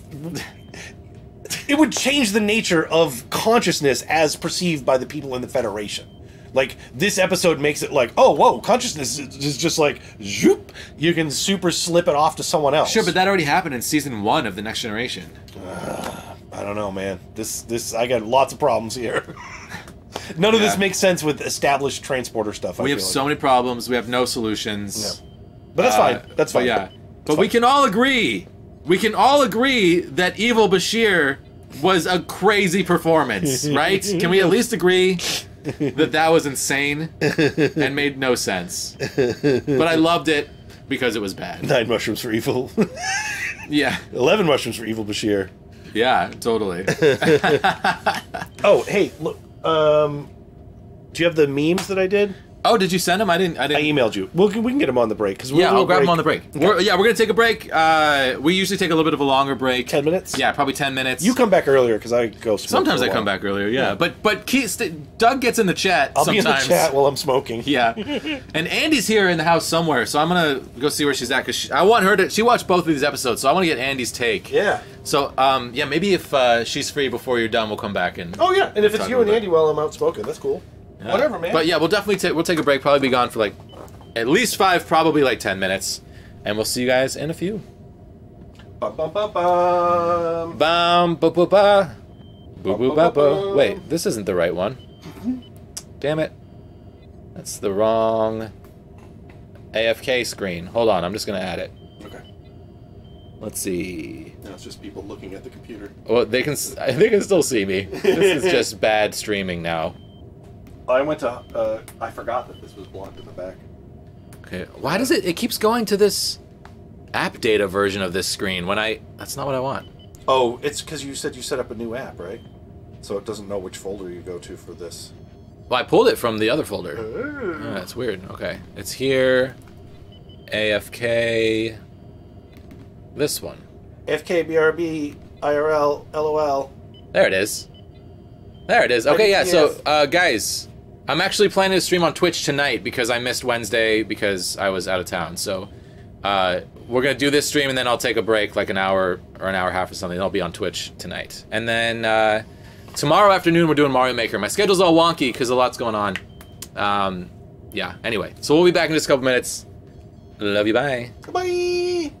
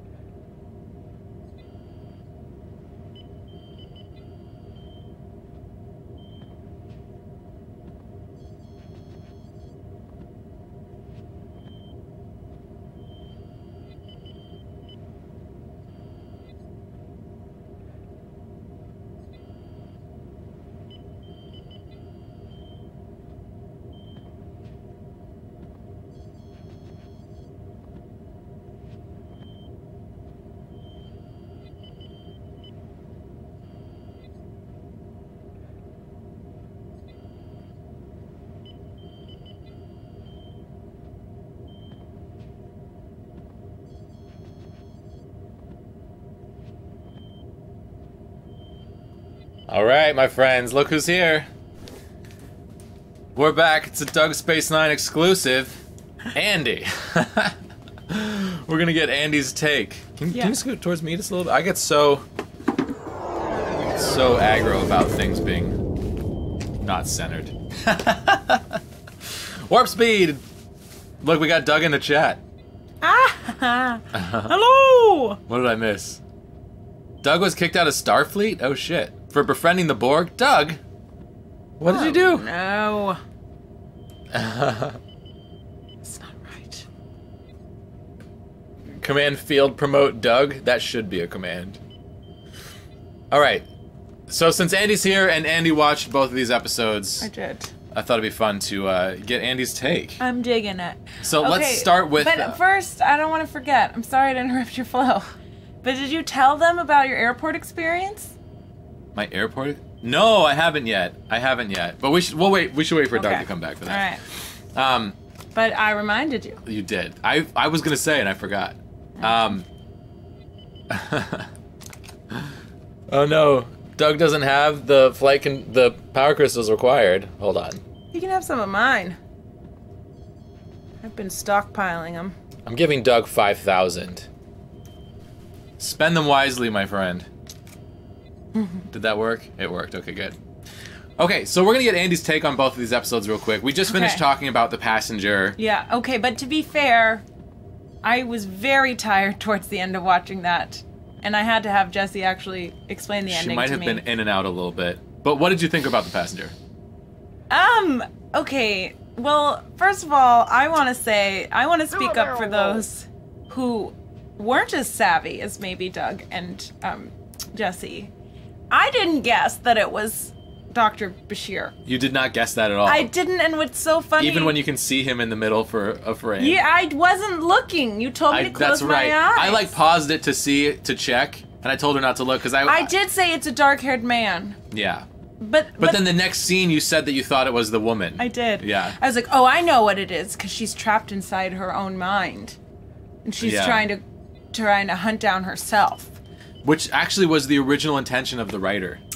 That's like what he wanted to do, but the producers switched it to Bashir, I think. Yeah, well, and I just kind of felt like did they do that just so that you wouldn't guess? I think they did that because they knew that Alexander Siddig was such a great actor that he'd deliver an incredible performance as Rayo Vantica. Did he? No! I was like, no, I seem to remember it being awful. Terrible, but I was also very tired. Well, here's the deal. I felt like I really enjoyed the concept of the episode. The execution, maybe, not so much. But the idea that someone is like so desperate to stay alive that they somehow find a way to encapsulate their consciousness is kind of an interesting idea. Yeah. I don't know if it was correctly expressed. But I think there were definitely some flaws, but it was a cool idea, and I really liked the actor that played that lady. Yeah, Caitlin Brown. Yeah, Caitlin Brown was badass. She was badass. And she had an energy about her I haven't seen in other characters necessarily on the show yet. Yeah, we were talking about how she might be like the most capable character we've seen yet. Yeah, she has an intensity that doesn't seem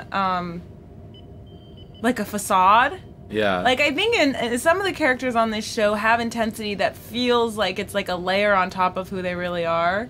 But for, like, her, I think that is, like, who she is. Interesting. Like with Cisco, I think. You keep pointing out weird acting choices. It feels strange. And then when he's with his son, well, that's the next episode. Yeah. But, Doug says... What's that sound?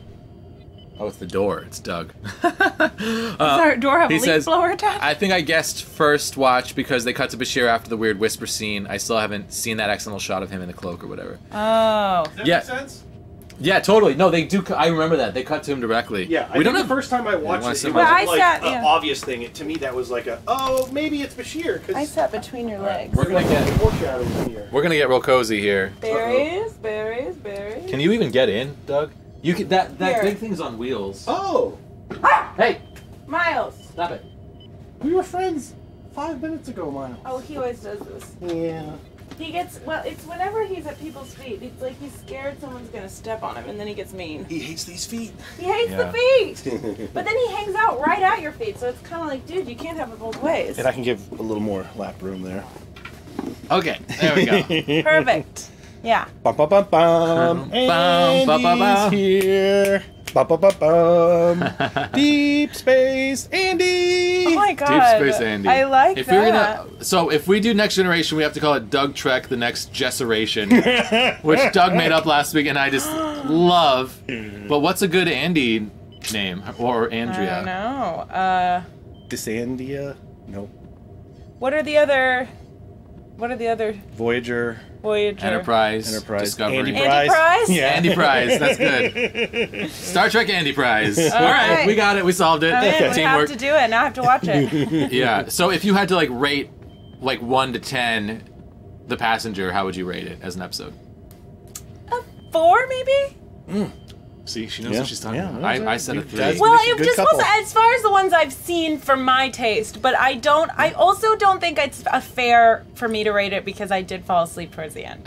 Well, But maybe that says something. adds to it, Yeah. Okay, and then how about Move Along Home? How did you feel about that episode? I loved it. Yeah. But I loved it because I was reminded of like Labyrinth and the Yeah. like, kind of like bizarre, sort of nonsensical Yeah. sort of direction that Labyrinth has, which it really speaks to me. I will say that it didn't have like the artistic integrity that Labyrinth has. Like, do you know, like their challenges were really strange. It is so You know, yeah. it's Do you like, know how to drink this thing and smoke? and do a hopscotch with a child the exact way she's doing it. But then again, to see Cisco be like 3, 4, or whatever he was singing. I mean, this Alma also worked. 1, 2, 4. He was like Alma very Rain. serious. Very operatic voice. Yeah, Rain, totally. Look and Yeah. see. Totally. Alma Okay, Rain, that reminds just me. like me. On our plane back from New York a couple days ago, Oh, yeah. I was wearing my Deep Space Nine shirt and waiting for the bathroom, and a woman was standing there. She's like, "Oh, you Deep Space Nine fan?" I'm like, "Yeah, definitely." So yeah, I studied acting under Avery Brooks. Wow. Like she knew him and said that he was like. She kept saying he's like really intense, but in a way that kind of made it sound like he might have been kind of mean intense. Okay. She didn't say anything specifically. I'm just like, what was he like? How was he? And she just kept saying, intense. Intense. Yeah, which is interesting because I did a podcast recently with this guy, J. Wesley Fox, who met Avery Brooks at a Star Trek convention, who said that he was just like so chill and so cool and the nicest guy in the world. So just not when he's your teacher. Yeah, or maybe as an actor, because I've heard this before that like as an actor he's just really intense and focused. You hear all these stories about like the Next Generation crew being goofy and crazy, Right. And you hear stories about like season 1, Picard, you know, Patrick Stewart trying to like keep them from being that way Right. and like hold the ship together, and then eventually he's like, I don't have to do this, I can just have fun, and then that's when they really bonded, and you can really see like the bond in the cast. Yeah. Interesting. But I've heard a lot of stories about how the Deep Space Nine cast was really serious and like treating it more as like a craft. Right. And I think that a lot of that comes from Avery Brooks because as the commander, whoever's like kind of the captain of the ship Yeah. on these different shows kind of sets the tone. So it's interesting to hear her say that, but it sounded like I didn't really push her because, you know, she went She's just a into stranger the you met at bathroom. the Yeah, airport. Yeah, She, like, hanging but out in the but it was bathroom. really interesting to meet her, someone who knew him and Yeah. seemed to have a weird impression of him. Amanda thinks that he must have been stoned at the con. Oh, most definitely. Yeah. Who wouldn't be? Who wouldn't be? Yeah. Okay, so yeah. Yeah, so, but Move Along I'll Home. say that my impression of Move Along Home is that there were so many enjoyable moments for me that it kind of outweighed the but I will also acknowledge that it's a little bit like I don't know, like what's that herb? Cilantro. I feel like you either have a taste Not where I thought for that was going. Yeah, not at all. you know, you have a taste for it or you don't. Right. You know Right, what I right, mean? Some right. people Like, think this episode tastes like soap. yeah, exactly, and I can see why. You know, Some people think it is perfect with but guacamole. I do really, and I also love the actor who plays like the head of those. Yeah. Fellow. Oh, I forgot to Yeah. look him up. I was He was curious great. about him. I did look him up. I've seen him before. He's a character actor. It's the only thing he's done in Star Trek, and I didn't recognize him from any of the other stuff. They listed a bunch of things. But yeah, I think he was just like a character actor of the era. Yeah, he was did. great. He looked familiar. I thought he was so well cast. Yeah, absolutely. And I love that there were things they didn't explain, like what the heck are those sticks that they keep tapping around that say they have many uses? Pigs? Yes. Yeah. Well, from what I can piece together, they are sex toys that they use to clap while they're having fun. Because when they're trying to negotiate what the currency is going to be in the games, they're bringing out these things, and then Follow is like, we have these clon pigs, and they have many uses. A wink. Yeah, oh, I get it. You're putting them in your space holes. Yeah. Wow, but then you clap with them as well. Their species, the only thing that differentiates them from humans is that they have mullets, tattoos on their foreheads, and little stick-shaped sexual organs in their hips. Yeah, that guy. But he also looks like he could be a glam punk star, you know? Like, I loved him. I think it's great. Joel Brooks. Joel Brooks. I also just love the idea of a society of people obsessed with games. Yeah. Yes. That was one of my notes. I love wrote. that. It's just like a culture around gaming and gambling. Right. Yeah, I loved that. But almost like, and that's just second nature to them. And at the end when it was like, it's just a game. It's just a game, right? Like it didn't even occur to him that the intensity with which he's expressing everything would be taken that like there was some threat happening. So I would minorly disagree with you. Oh, I think that part of it is them just like, oh, I'm sorry, were you freaked out? It was just a game. Like I'm imagining in the Gamma Quadrant, everyone is like, oh, the fucking waddy, Jesus Christ.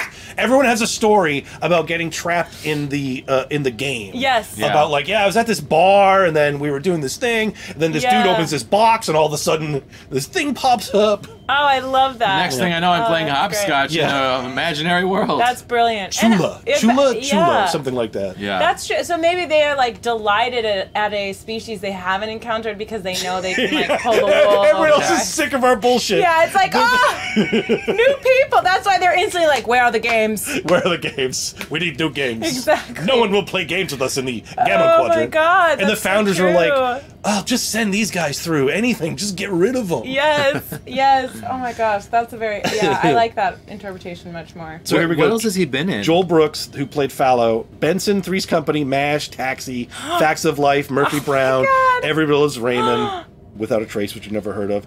It says so this is the only one that I thought I would have known, but can't remember. Recurring role as Robbie in the first 2 seasons of 6 Feet Under. Oh, that must be it for me, because I watched those first 2 seasons a lot. Yeah. And then in movies, Stir Crazy, Smithereens, Indecent Proposal, The Gatekeeper, stuff I haven't heard of.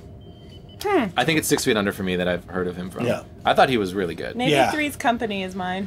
he does a great job of playing that, like, because again, the universal translator, working overtime, translating everything, but he portrays a foreign culture and someone speaking in like his sentence structures are strange, his wording is strange, even though everything is comprehensible to us and the characters. Yes. You know? Yes. And I don't think that's an easy thing to do. The guy that did Tosk in the Hunt episode also did a good job in a different way of portraying that alienness. You know. Yeah, that's a great point. That's very true. And I think, unfortunately, though, I do think that they could have. Got one. Oh, there it is. They could have taken advantage because there were. He was the only person from that culture that I actually got any impressions from. Yeah. So I think they could have maybe gone farther with like introducing other characters. Oh yeah, for sure. I think that was maybe a missed opportunity, but this made me want to know more about them as a people. Right. Totally. I heard an amazing story on a podcast. So I listen to Fat Man on Batman, which is Kevin Smith and Mark Bernardin. Mark Bernardin used to be like a journalist and now is a writer. He writes on Castle Rock. And he was a writing assistant or an intern or something at Paramount when they were making Deep Space Nine in the first season. And they were having like a pitch meeting where they were trying to come up with games that they could play for this episode. And it was just like, throw out anything, like any crazy idea that you have, throw it against the wall. Yeah. Like, we need everything you got. Right. And he's just like, what if they played some sort of like space hopscotch? And everyone in the room was like, no, any idea but that. That's a terrible idea. And he like left his job and then he watches this episode. And they're playing. He's like, they're playing fucking hopscotch. hopscotch. that'd be They're playing infuriating. hopscotch. Like, he came up with that. It was Oh my God. amazing. I very highly recommend that podcast. It's interesting too, like thinking that's hilarious, and it's interesting. You just reminded me that like when they're first just talking about the game and Cork, he's like, can I start at the beginning? Right. And the guy's like, well, only children start on tier 1 or whatever. Shap it is. 1. Shap That reminds 1. me. We started But on then- Shap 1, then we got to Shap 2 because we finished that episode, and then Shap 3 was the break. Okay, so now So we're are at we Chap on 4. Shap? We're on Shap 4. Okay, Shap just check. 4, I just great. want to make sure. No, I'm glad you're keeping track. Shap 4! Okay, sorry, keep going. You make your way home. Alamarine! Move along home! Move along home. That's right. It's only the name of the episode. But and then he goes, yeah, only. And then I'm like, oh my gosh, children are playing this game. Right. I should have figured that it wouldn't be It's not deadly. harmful, but I guess you would just never know. Your parents But- are your pieces. Good luck, children. Lose and be orphans. It also made me really curious as to like, because there's so many things you could roll. Like, what are the other scenarios of this game if It's the challenges are Basically shoots and ladders. Yes, I mean, that's yes, totally. I have to say, like, Alamarine was so weird and bizarre and creative, and then hilarious to see these cast members who are like taking this seriously have to play hopscotch Right. and sing. Yeah. But then the next one is I like, love we're in a that. smoky room, we're coughing. Yeah. Scientific method. Let's try drinking the stuff that the other people are drinking. That's not a game.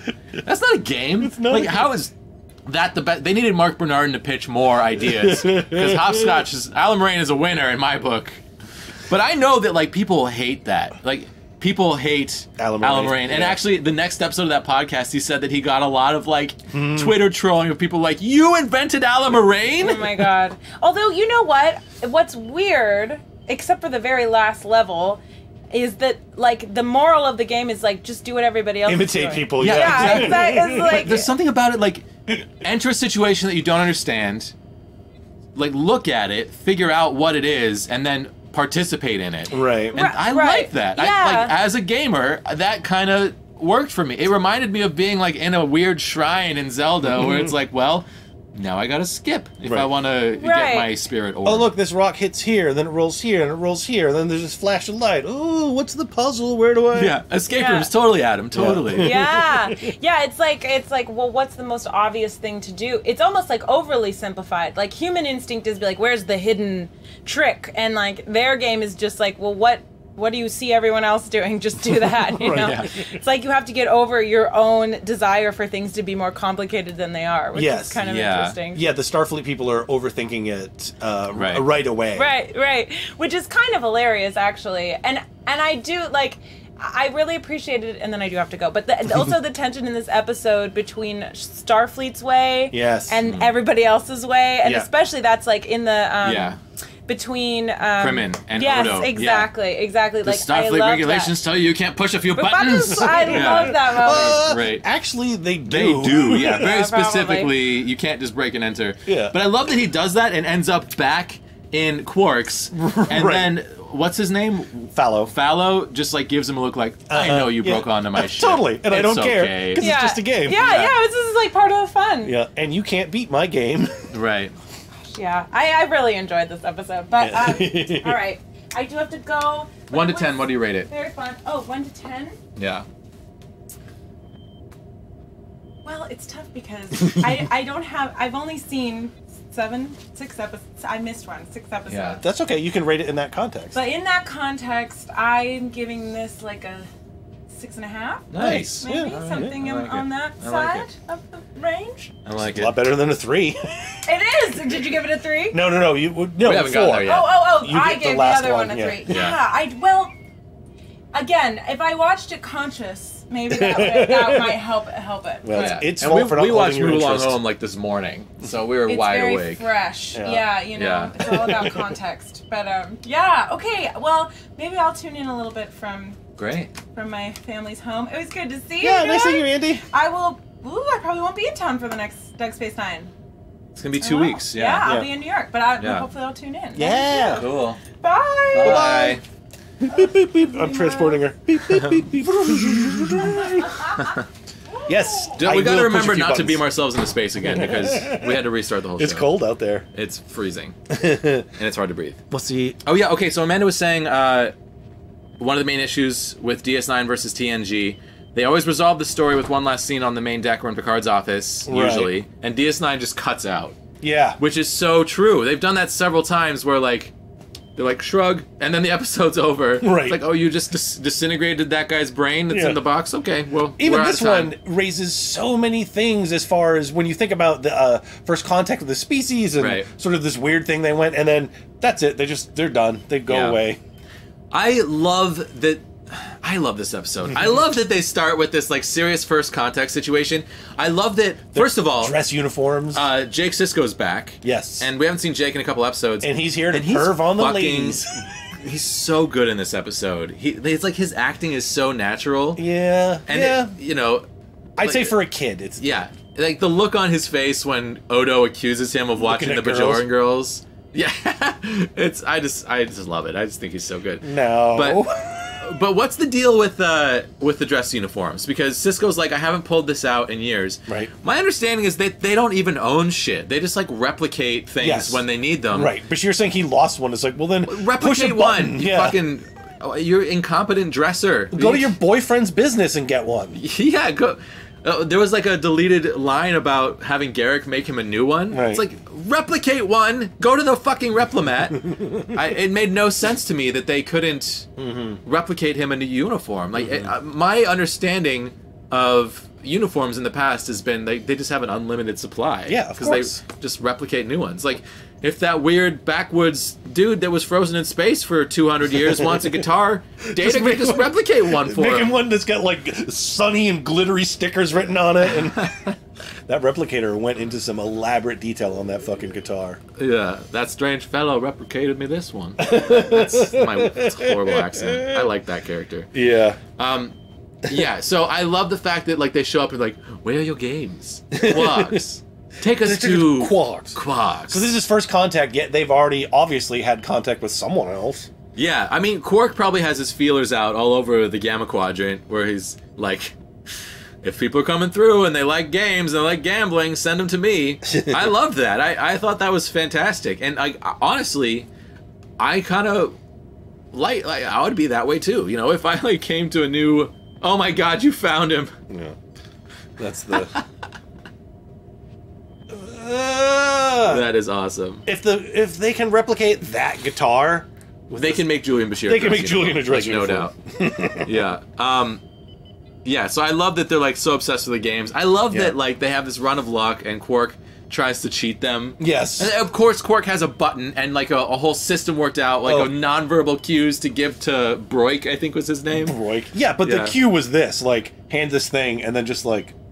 Yeah, just like don't let go for a second. Right. And the thing I wrote down for myself was like Quark is a clumsy cheat. He is just because like here's this button, like it should be a remote that he can do from the bar, you know? Yeah, totally. But yeah, I love that he tries to cheat him and gets caught. Then right. He doesn't care about like, first his contact. punishment is that he has to play this Chula. Right. This game that everyone in the Gamma Quadrant hates. Yeah. So then they all get stuck inside of the game and the first thing that Sisko does is angrily try to open every door. It's like, this one, now! This one, now! But then the last one works. I don't know. His approach was better than Bashir's, which was just to go, ah! Ah! Ah! Bashir's just like, I'm trying to wake myself up from this nightmare! And he's like, haven't you ever tried to wake yourself up from a bad dream? What is that? I don't know. That makes no... He's trying to wake himself up from a bad dream by screaming with his arms over his head while standing against a wall. No idea what that is. Again, Bashir really started to annoy me. Really not good Starfleet level problem solving skills. No, he's not much of a thinker. And he's like a good doctor, but he's bad at life. Yeah. At first I was a little bummed that Odo wasn't stuck with them, because I'd love to see that story. Yeah. But then you get Odo's whole story of like trying to solve the case and figure out where these missing people are. And Odo's difficult to put into puzzly or any... There's a lot of situations that I think the writers have to specifically avoid putting Odo in because of his shapeshifting. You know, there's so much stuff, and the nature of like, well, if he doesn't have lungs, is he gonna suffocate on this gas? Yeah, we need people to cough. Odo doesn't have lungs. Right. There's all kinds of stuff that gets wonky once you get the shapeshifting involved. Residual evil Bashir. Yeah, he thought he was still Rayo Vantico and he was trying to wake himself up from that. That's what was happening, I think. Oh yeah, DS9 brought currency back in, which is a part of this where Quark is assigning value to gems that don't seem to be anything unreplicable, you know? Yeah, he's like, you want our pleasures, our clapping sticks? He's like, no. Do you want this gross juice? Nectar that's super rare? No. Take the juice, then Quark. I guess you'll have to have our precious gemstones. Yeah, the Wadi seem like just giant trolls, you know? Yeah. They're fucking with people. Everything about the Wadi is smirking and knowing. Like, yeah. And I think that they're a species that is shown to have what must be like really powerful technology, and then they're using it to just be like assholes with games, which is kind of fun. I like it. And I have another headcanon theory that they are like preternaturally lucky. They must have some kind of, because by all accounts, Dabo is a random game. Right. It's not a skill game. The Chulo, the game that they play, is clearly a random-based game, and then somewhat of the skill of the people who you teleport into the game. Who do they play this game with on their planet? A lot of questions. But I'm thinking that they, as a species, have this, like, luck field around them, because until Quark jimmies with a thing, they were killing it at roulette, which is impossible. Do you think Dabo means double? That's the first time that it made me think of that. Yeah, he's like doubled again after a Dabo. If Dabo doesn't mean double literally as a translation, Dabo indicates a doubling, so it effectively means double. Yeah. Yeah, I like that theory about the luck. I kind of buy that. No. I just love the smarmy, like, we know better than you because we know how to have fun. Yeah, that they kind of give off, which I really like. I think that, like, taking yourself too seriously is a fault in many situations, and learning how to, like, laugh and have fun and, like, give into the game and enjoy it is kind of a cool message in the episode. And they've got fun things where, like, I don't know, fun's maybe not the right way to put them, but one of Follow's lines that stood out to me was him saying, like, some people will never understand this, but other people will, I don't know, something about appreciate the game, or I don't know what it was, but it made me think of, he's referring to the moment that's happening and the broader concept of, like, the Wadi and this episode in general, you know? It's like a multi-level quote. I should have written it down, given that I'm putting this much weight on it. I really like Primin and Odo working together. We talked about that transporter moment, but, like, he's like, I heard that they had a late party last night. He's like, have you ever lost a commander before? Like, Primin's not worried. He thinks that people were out drinking, I guess, but there's... Primin goes, it's like Whiplash. In the last episode, Primin is like, Starfleet regulations say this, and this is what the way the thing should be. Okay, I guess if you're going to be the boss, I'm going to listen to you. Next episode, oh no, welcome to work, oh. Hey, where's all the commanders? I don't know, just chill out, bro. Yeah. Odo, my bro. I feel like his performance wasn't very good either. No. Like, he was good in his first episode, but the second one, he's just like, well, shucks, I'm bad at my job. I guess maybe I'll listen to Odo, but golly gee, we're missing some people. Hey, that's probably a problem. You're the boss, Odo, not me. Now I don't give a shit. Yeah. So what do we think of the games? Like, what did we have? Let's see. There's Alamarain. Alamarain, but isn't there something before that? No, it's Alamarain, then the drinking, and then the next game is rock climbing. Well, there's when Bashir gets killed by those sparkly lights. Oh, right. Which is just, like, randomly taking a piece off the board. Well, that seemed more like a punishment, not like a game.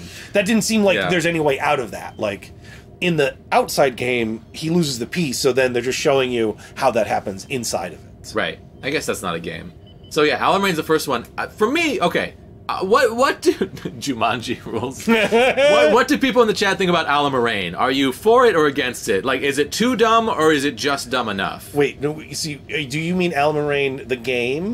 The hopscotch game. Hopscotch one. Yeah. Okay.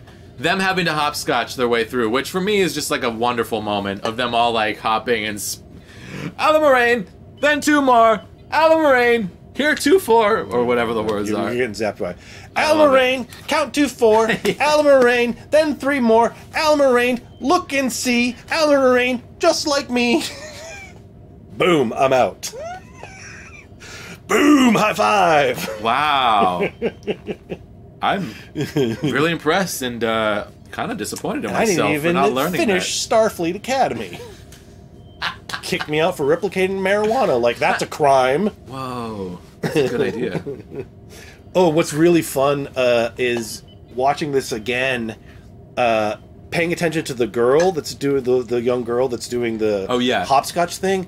The poor kid. In real life, there's multiple scenes where you can tell that they just ran her through this a few times and filmed it, and then they didn't care she quite got it right. Yeah, I know. Because they're supposed to follow her, and then she's doing things like Al Moraine, then 3 more, Al Moraine, look and see. She just is like mixing up the hand signals. She's like, Al Moraine, fuck me. And I'm guessing they're dubbing the song on it because the song is perfect. Yeah. But her hand movements, it's kind of adorable. You're just I want like, to see the casting call for that kid. All right, can you say Al Moraine, put your hand up, skip, and then say, then 3 more, and then when you do that, hands on your hips, and then Al Moraine, and like, I already forgot it again, damn it. Yeah, you're still stuck at shop 1. No, you're at shop 2. Thank you. Only children start at shop 1. I do wish that the other games had been as weird as Al Moraine. The games were terrible, honestly. Yeah, like there's being in a smoky room and drinking alcohol is not a game. It's you walk into the room, someone yells drink, the object of the game is to drink. Yeah. How is that not the child level? It's the antidote. Yeah. It doesn't, I don't know. That was like a little frustrating. Yeah. But then you get to the weird rock chasm at the end where I really felt like they ran out of ideas. Oh, and it goes on indefinitely. It is padding. Yeah, right. Totally. Are you into Mystery Science Theater? I haven't seen that in forever. So there's a classic episode where this movie, there's like it feels like 9 years of it, but it's like a huge chunk of the movie where there's no dialogue and there's just 2 characters or multiple characters climbing on rocks. And it's excessively long, and then the running joke is they just keep going, rock climbing, everybody. Yeah. To each other. And this is literally what it is. It is literal rock climbing that is just them like carrying each other around. I think what they're going for is in the game, Quark makes a move where he has to sacrifice 1 to save 2, right? That's like his last thing. And he refuses. And then they're like, we'll just make the computer pick who's going to get sacrificed. So it's like tension. Who's going to die? Right, but then their players basically subvert the rule of the game, and they won't let one of them sacrifice. The game has set up the scenario where, like, one of you is injured, the other 2 can get away if you sacrifice this person. Then they choose not to do that, so then they all lose. Right. Yes. But it took me so long to put that together. I never put that together. There are levels of this game where it is random, but it is also which pieces you put in. You know what I mean? So if you put in some schlubs who are just idiots, then you're probably going to lose the game no matter how well you roll. Yeah. So, yeah. And I think that also that they took 10 minutes to do that didn't explain it well. Yeah, it's way too long. Yeah. But I like that interpretation of it. I never picked that up. I really like that a lot. I feel solid about it. I feel like it's not I think you're right. Yeah. I feel like that's in there. Ooh, that was a little Ractigino fluster. I love that moment where Kira is trying to get the attention of everyone at that party. So she picks up a plate of food. She's just like, I need to get everyone's attention. Plate of food. And just like slams it on the ground as hard as she can and starts screaming. It's just ridiculous. Yeah. I love it. Yeah, there's so much silliness in this episode. This is my favorite impression from the episode. Diallo! Come along home. Shop 6! That's uncanny. You could have played that part. Oh, it was... Yeah. I love this episode because it's weird. It's like so unforgettable too. I mean, for me this was a standout episode of season 1 as a kid. Every time I've watched the show again, including this time, I'm like, yeah, this absolutely stands out to me as like one of the more enjoyable hours of the show. It's one of the few 90s Trek that is so tonally like classic Star Trek. Yeah. Where it is just like, this is what the fuck is going on here this and is why. weird. But also in a way that classic Trek didn't do, where it feels like they didn't think about it too deeply, but they at least created an elaborate illusion of this culture. I mean, the Klon Pegs, as much as it's making fun of them, you see them later on, his whole entourage, after they start busting out this game, they start handing these out. If you look in the background, they're all handing them to each other, and there's this whole ceremony thing. They know what they're doing. It's like they've all played this game before. Right. This is nothing for them. This is like, well, they came armed with Klon Pegs because they figured this was going to happen. And it's just, I don't know. I like that kind of little flavoring of their culture. Yeah, I also just like when Star Trek does stuff where the other society is so different from ours that it just like we can't really make sense of it, and it's almost like absurd nonsense. Yeah, like I buy that. I'm and it's a pure. This is not used as an analogy of anything in our culture or as a critique of anything. I don't think they're even like, oh, this is the problem with taking gaming too far, or being nothing. It is just a weird thing that they're dealing with for no reason. Literally no reason at the end. They're like, it didn't matter. Yeah. There were no stakes. Right. So let's talk about that, because I think a lot of people, I mean, even reading Memory Alpha, a lot of people have complained that there are no stakes in this episode. The writer complained because the writer did not want that. Right. The writer wanted it to be real. Right. But then you can't kill Bashir. Right. Yeah. You don't know there's no stakes until the end. I like it. I actually really like it. I think it's cool that none of the characters and none of the audience really knows there's no stakes until the end. But then when it's over, he's like, it's just a game. Right. Of course it's just a game. And then it's kind of fun on a rewatch, because then you're like, this doesn't matter. These guys are all being goofs. Yes, you can kill Bashir. Yeah. What do you think? Did you like it being all a game? Oh yeah, absolutely. I love this episode, but not necessarily because I think it's a good episode, but because I think because it is hokey. It is all the hokiness of classic Star Trek, but done in 90s Star Trek. So I maybe there's a level of me that basically loves it ironically, sort of the way that I half serious and half ironically love Threshold. But there's, this episode does so many things that are just bizarre and out there. Yeah. But it's fun. It's so fun. I love it.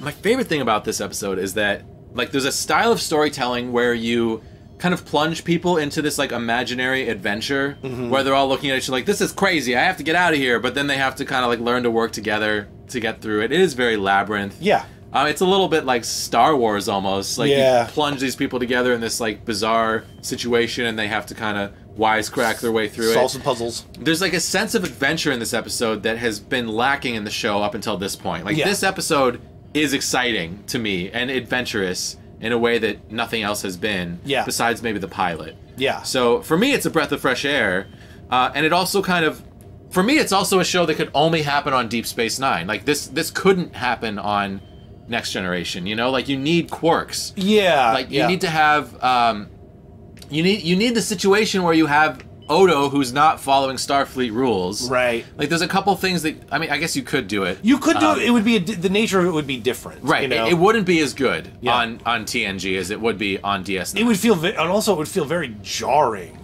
I think here it does work because of the weirdness of the Gamma Quadrant, Yeah. This is also setting us up for the Gamma Quadrant has some really goofy aliens. Totally.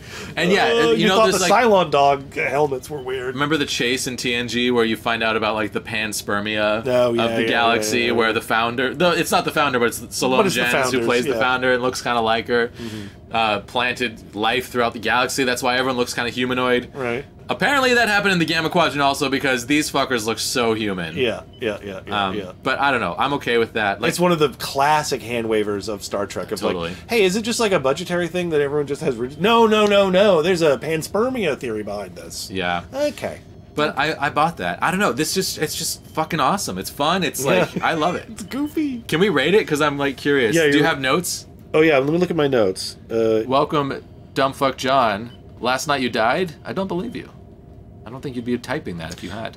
Oh, yeah, apart from my questions of like who plays this game normally, the one thing I wrote is that Star Trek, Starfleet, they need to have basic, like, I don't know what you would call them, scripts running in their computer. So like if, say, the commander of your space station leaves the space station but disappears, like, from his quarters, right, just disappears from his quarters, that should raise a flag to someone. You shouldn't have to have someone later on go, where's this guy? Oh, he's not on the station. Oh, when did you check out? Oh, he didn't check out, he just disappeared. Yeah, like, that should set off an alarm. Bio monitors, like, that should set off an alarm, definitely. So there's a lot. Once I've been rewatching TNG, and there's all kinds of stuff you're like, yeah, that definitely right there should be a thing when the computer detects that, because it knows about it.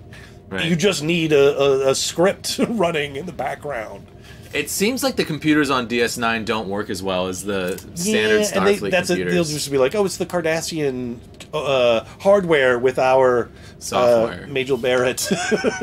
Although I don't think it's Majel Barrett's voice on the station. It is in the runabouts and in the Defiant, but I don't think it is on the station. Okay. But I'm not sure. I just had a thought and I lost it. We're going to rate the episode. Yeah. I'm saying how they needed to have scripts because someone disappeared. Yeah. No. I was just thinking about Odo and Primin and how I'm sad that we're not really going to get more Primin. Yes. Like, I'm curious to see if they mention him again. I don't think so. I think this is the episodic nature. He just disappears. They just, like, needed a fill-in for O'Brien when he was doing a movie. Amanda agrees with what I said. Yeah, it's the first for everything. No, do they have the club to lock the ship up? They should. Can you imagine it just across the pylon? It's just like fucking gigantic. We'll be back in a week. Yeah, that'd be awesome. All right, you want to rate it? Let's do it. Okay, let me make the poll real fast, and then we'll rate it. Straw poll. Rating. 1, 2. Nope, I did it wrong. Fuck, I started on 2. Nope, I did it wrong again. Oh boy. 1, 2, 3, 4, 5, 6, 7, 8, 9, 10. Nice. Create poll. All right, my friends. Time to rate. There's your poll. Doug, what do you think? What do you rate this episode? I'm giving it a 7. A 7. 7 bars of gold pressed latinum. Yeah. I was debating 7, 7.5. But this is another one where talking it out, I think, dropped it down a little bit. Because as much as I like this episode, and the fact that games and gaming is one of the central aspects of this episode, everything about the games is ridiculous except for Space Hopscotch, which is in itself its own kind of a fun ridiculousness. Yeah. You know, and it just... If gaming is the central thing, spend a little more time on it, you know? Yeah, I agree. I want to rate this really high, but that's hard. Right. If it had been... like, up until now, I didn't care that Dabo was Space Roulette and it was just random. This episode, without any explanation, they make it like someone's gotten good at Dabo, you know? And then even Quark in the game that, as far as he can see, is just dice rolling. He's like, no, I've figured it out. You haven't figured out shit. Right. Yeah, I love that it all comes down to Quark's instinct, but he's wrong. He's still wrong. And he gets them all killed. Or is it that when Odo blowed on them, he did it out of spite? He did a spite blow. Oh, Odo's blow is so good. He's like, blow on it. He's like, I don't want to blow on it. Blow on it. He's like, fine. It's like the most spiteful way you could blow on something. So he ruined it, really. It's just bad air. Yeah. Okay, I gotta rate this too. I haven't really thought this through. My instinct is like an 8. Yeah, that's fair. Because I love like the sense of adventure. You talk about it like it's an 8. I love the what's it called?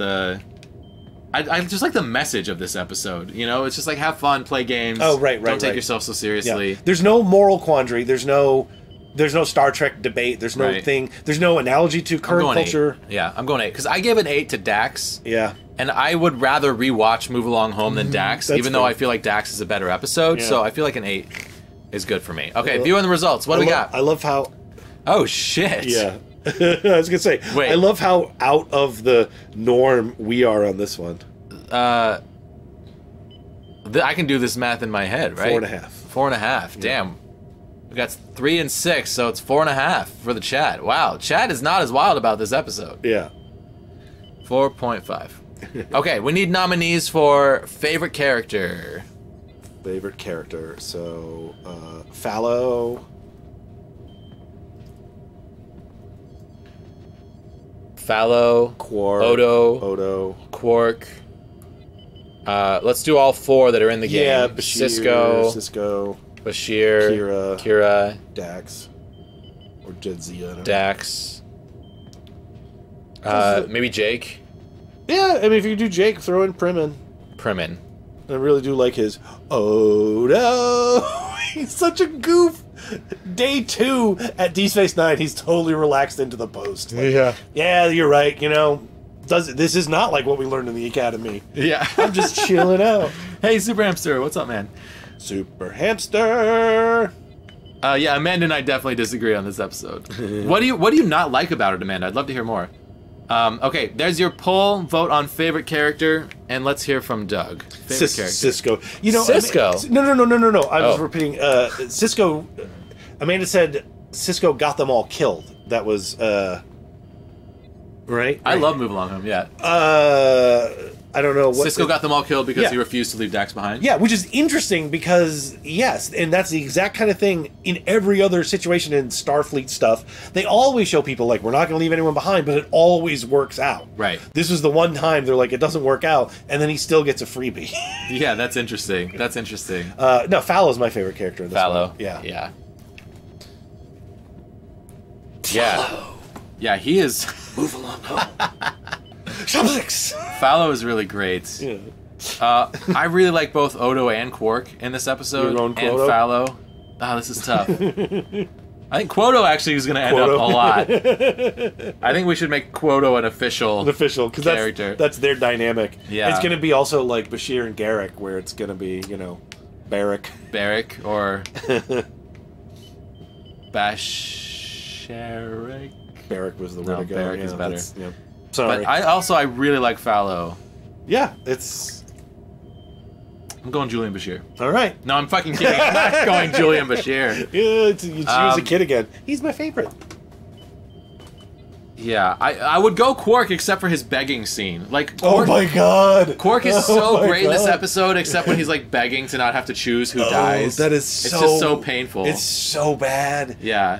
And that is one where on the rewatch, it's like, oh, this is tough because you know that it's all just a game, and it's weird how incapable he is of just like, you know. I don't know. It's a strange character trait. Yeah. He's so wormy. Yeah, it's weird. I'm going Odo. I'm doing Odo again. You know why? Because like when Odo's like, I don't give a shit about Starfleet regulations. They stole our crew. I'm gonna beam over to the ship and take care of business. And he's like on the case.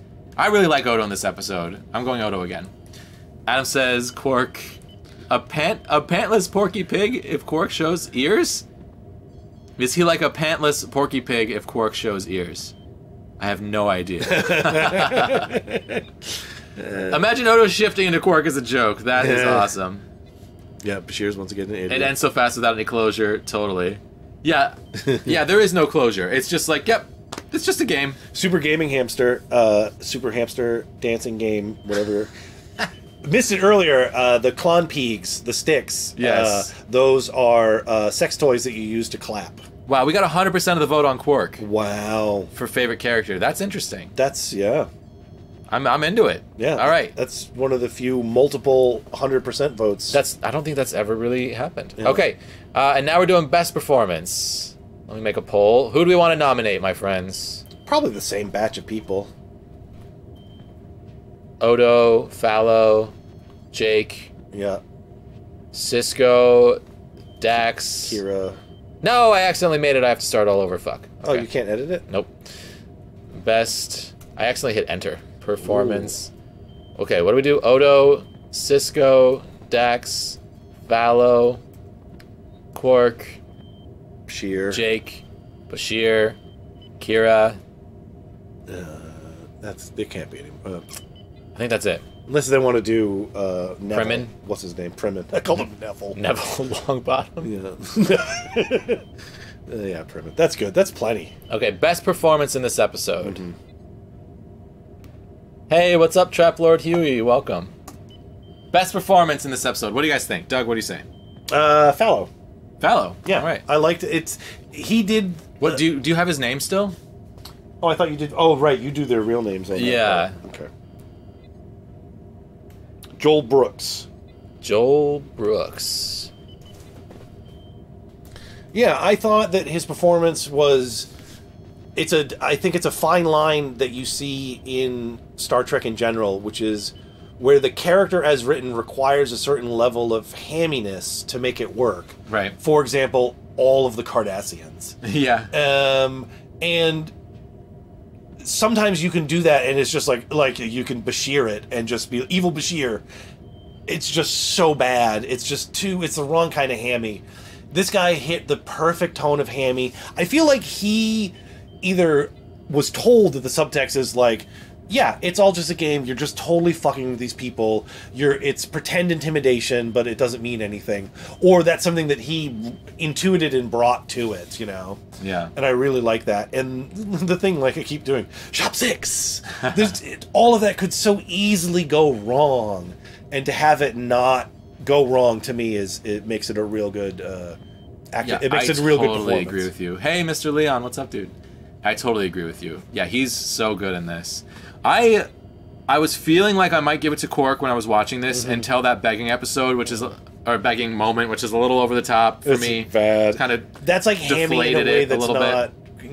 But like his pure joy and glee at the opportunity to win jewels, is so palpable. And to always want to talk about franchising. That was cute. I love that, and I think Odo did an amazing performance in this episode also. But I don't feel like it's the best performance. Yeah. This is weird, but I feel like Surik Lofton, as Jake, I haven't seen Jake in a couple episodes, and he had so many moments in this that felt so natural to me. Yeah. And so what a natural kid actor. I was really impressed with him in this episode. Okay. But Fallow also just has this like weird presence, this like smarmy but affable presence. It's internally consistent. Yeah. I'm going back and forth between Jake and Fallow. I'm gonna go Surik Lofton. I've done him before. Yeah. As best. Just stick with your heart, baby. Yeah. I just really like every moment he's on screen in this. Just feels so natural to me. Yeah. Okay, and chat. What does chat say for best performance? Let's view results. Oh no, we have a three-way tie between Odo, Sisko, and so we have a Quoto plus Sisko. Benjamin Quoto. Benjamin Quoto. Yeah. Unless one more person wants to vote, help us out here. We can leave it up for a second, right? Yeah. Well, let's do mushroom ratings. Mushroom ratings, and then we can come back and check that. Otherwise, it's Benjamin Quoto. Yeah. I mean, that's not bad, to be honest. So, when I first saw this, and then earlier rewatch, I would have thought, like, this is like a 8 mushroom episode easily. Watching it again, it's not. It's not. It's I not. Don't think so. This is squarely like a 2 or a 3, you know, because holodecks and transporters and all this are just, you know, background Star Trek technology. The only thing here is that they're using these pre-existing things in crazy, fascinating ways. The one thing that for me that crosses the mushroom threshold is when he opens the game and it just replaces the Dabo table in front of them. It's like, whoop! Oh, did it replace the table? I thought it was. I was like, it's like on top of it or something. I don't know. Oh, I thought of it as like they just happen to have an open space there. Now I want to watch it because it does just pop into existence. Yeah, that's a weird cross the mushroom threshold. So I give this like a 3. 3? I mean, yeah. The rest of it like makes sense to me. They're in this game in their minds. No, they're on the ship. They're on their. They're on Fallow's ship. Yeah. It's like they got beamed over there somehow and are right. I had thought like before maybe in a holodeck on Fallow's ship or something. Absolutely, yeah. I think it all works. I think it all makes sense. Yeah, I thought it was like some interdimensional thing, and that's when it gets into mushroom territory for me. Yeah. Okay, let's check best performance again. Okay. Oh no! No! Now it's a 4-way tie. Kira got voted for. Bless you, whoever voted for Kira. Benjura Quoto. Wait, Kira Reese. No, it's Major Benjamin Quoto. Done. I delighted myself with that one. Done. All right, awesome. Okay, guys. Well, we made it through 2 more episodes. So we started at 3 today instead of 2. How'd you guys feel about that? Good, bad, don't care? And then Doug and I have also talked about trying this show on Twitch, which I keep going back and forth about. I'd love to hear what you guys think, if anyone has a preference about where we're at. Because if we do it on Twitch, we would just post it up here after the fact. Who's Mr. Leon? Hi, Mr. Leon. Yeah.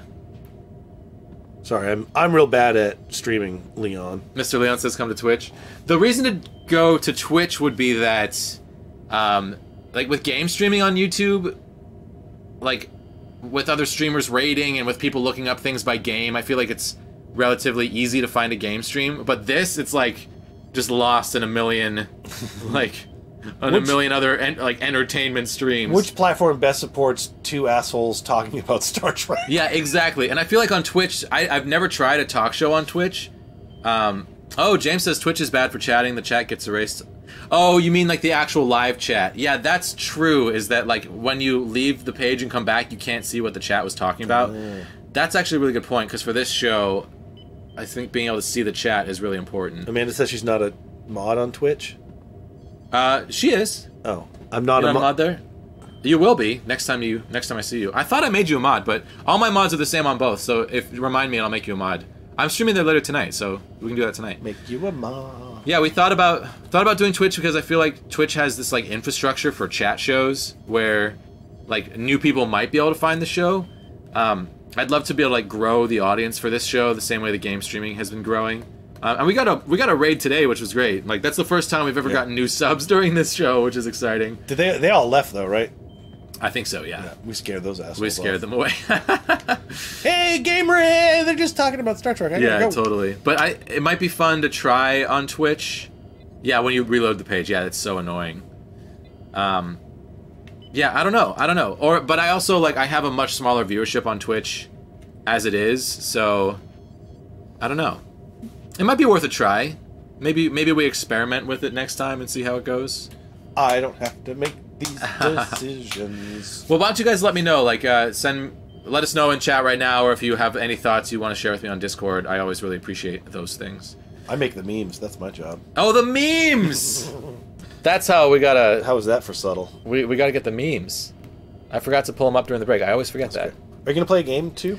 Well, Or you got things going on? Because I'm streaming on Twitch tonight, I do need to take a break and grab some food, so I don't think I'll be able to play a game with you today, unfortunately. No worries. But what I want to do is get that cartridge of that Deep Space Nine game. Yeah. It just felt so good. It felt so right to play that game at the end of the stream. Okay. What am I doing? I'm going to pull up these memes.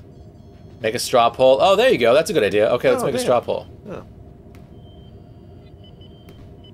And then, did anyone have a feeling about the time starting at 2 or 3 p.m.? How did you feel about it? Yeah, I'm going to be late no matter what time we start.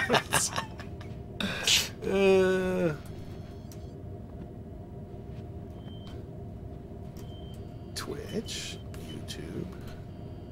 I was going to put a joke, but then someone will vote for it. People will vote for it. It's going to fuck things up. It'll fuck things up.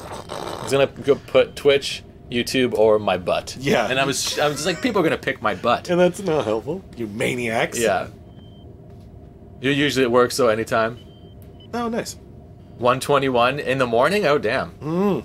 Well, I know Amanda's falling asleep, so that's one vote to keep it at 2 p.m. And we can talk about what's easier for you with traffic and all that too. It doesn't matter to me. It doesn't matter at this point. to you. Yeah, okay. I'm still flexible. Cool. Flexible. Still flexible. Oh yeah, the memes. I'm like, what am I doing? Oh, I forgot to. Okay. I gotta add these. Add an image. Add source. This is why I need to do this on break. Browse. Downloads. Oh, yeah. Try not to accidentally pick something inappropriate. You gotta sort that shit by date. Here we go. That's the... Next. So, this one first? Yeah, that's from... What? It's so big. Oh, yeah. Thank you. When the centrist shows up. If you want my opinion, actually, I don't. That's what Cisco says. Right. Hey, what's up? What's up, Austin? Good to see you, man. This is my take on political discourse on Facebook.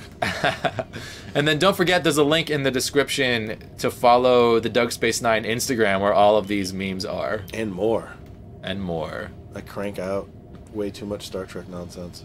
Yeah, you've been doing a lot more than I expected. It's awesome. Is it this one? Yeah. This one, I enjoyed this one. Okay, I gotta shrink it. Just cover my face. Okay.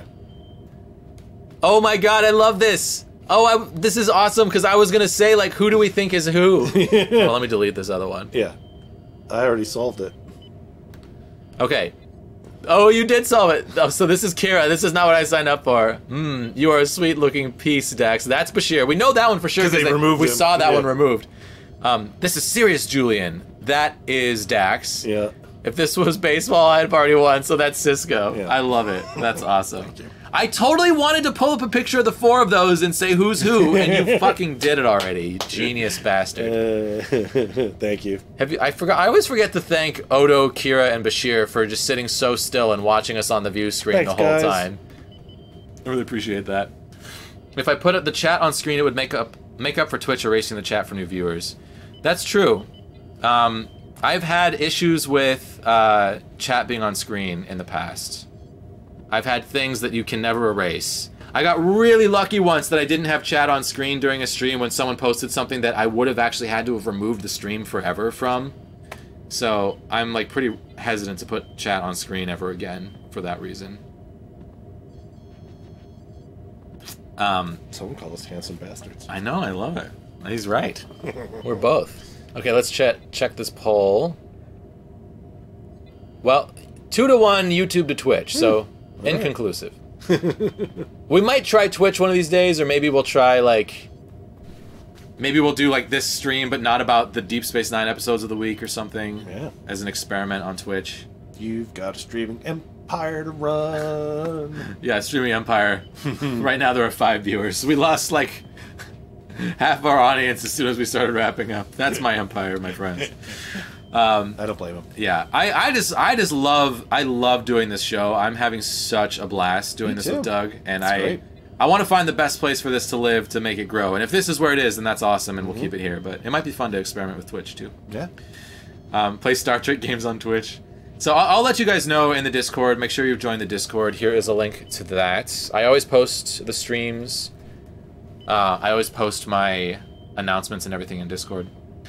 Yeah, so we're not going to have time to play any games today because I'm going to be streaming on Twitch in a couple hours tonight. I'm going to go take a break, make some food, and then I'll see you guys later tonight on Twitch, except for Amanda because she'll be asleep. Good night, Amanda. But yeah, you guys rock so much. Thank you. This is a blast as always. I love it. I feel like I'm forgetting things about Move Along Home, but...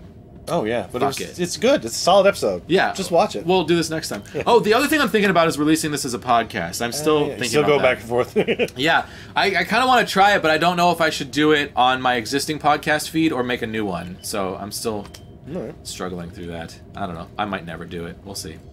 But yeah, thank you guys so much for hanging. I really appreciate it. You guys rock. We will see you all very soon. Now we can beam ourselves into space. Transport to space. Oh, shit! I didn't transport our voices, but I transported our bodies because I disconnected our minds from our bodies. Because if you don't have enough earwax, your mind just slips right out. It just slips right out. Yeah, my glial cells are inside of the computer now. Yeah, it's disgusting. All right, I gotta clean it up because your glial cells are all over everything. Holy shit, it's gross. Warp speed! Okay, bye guys!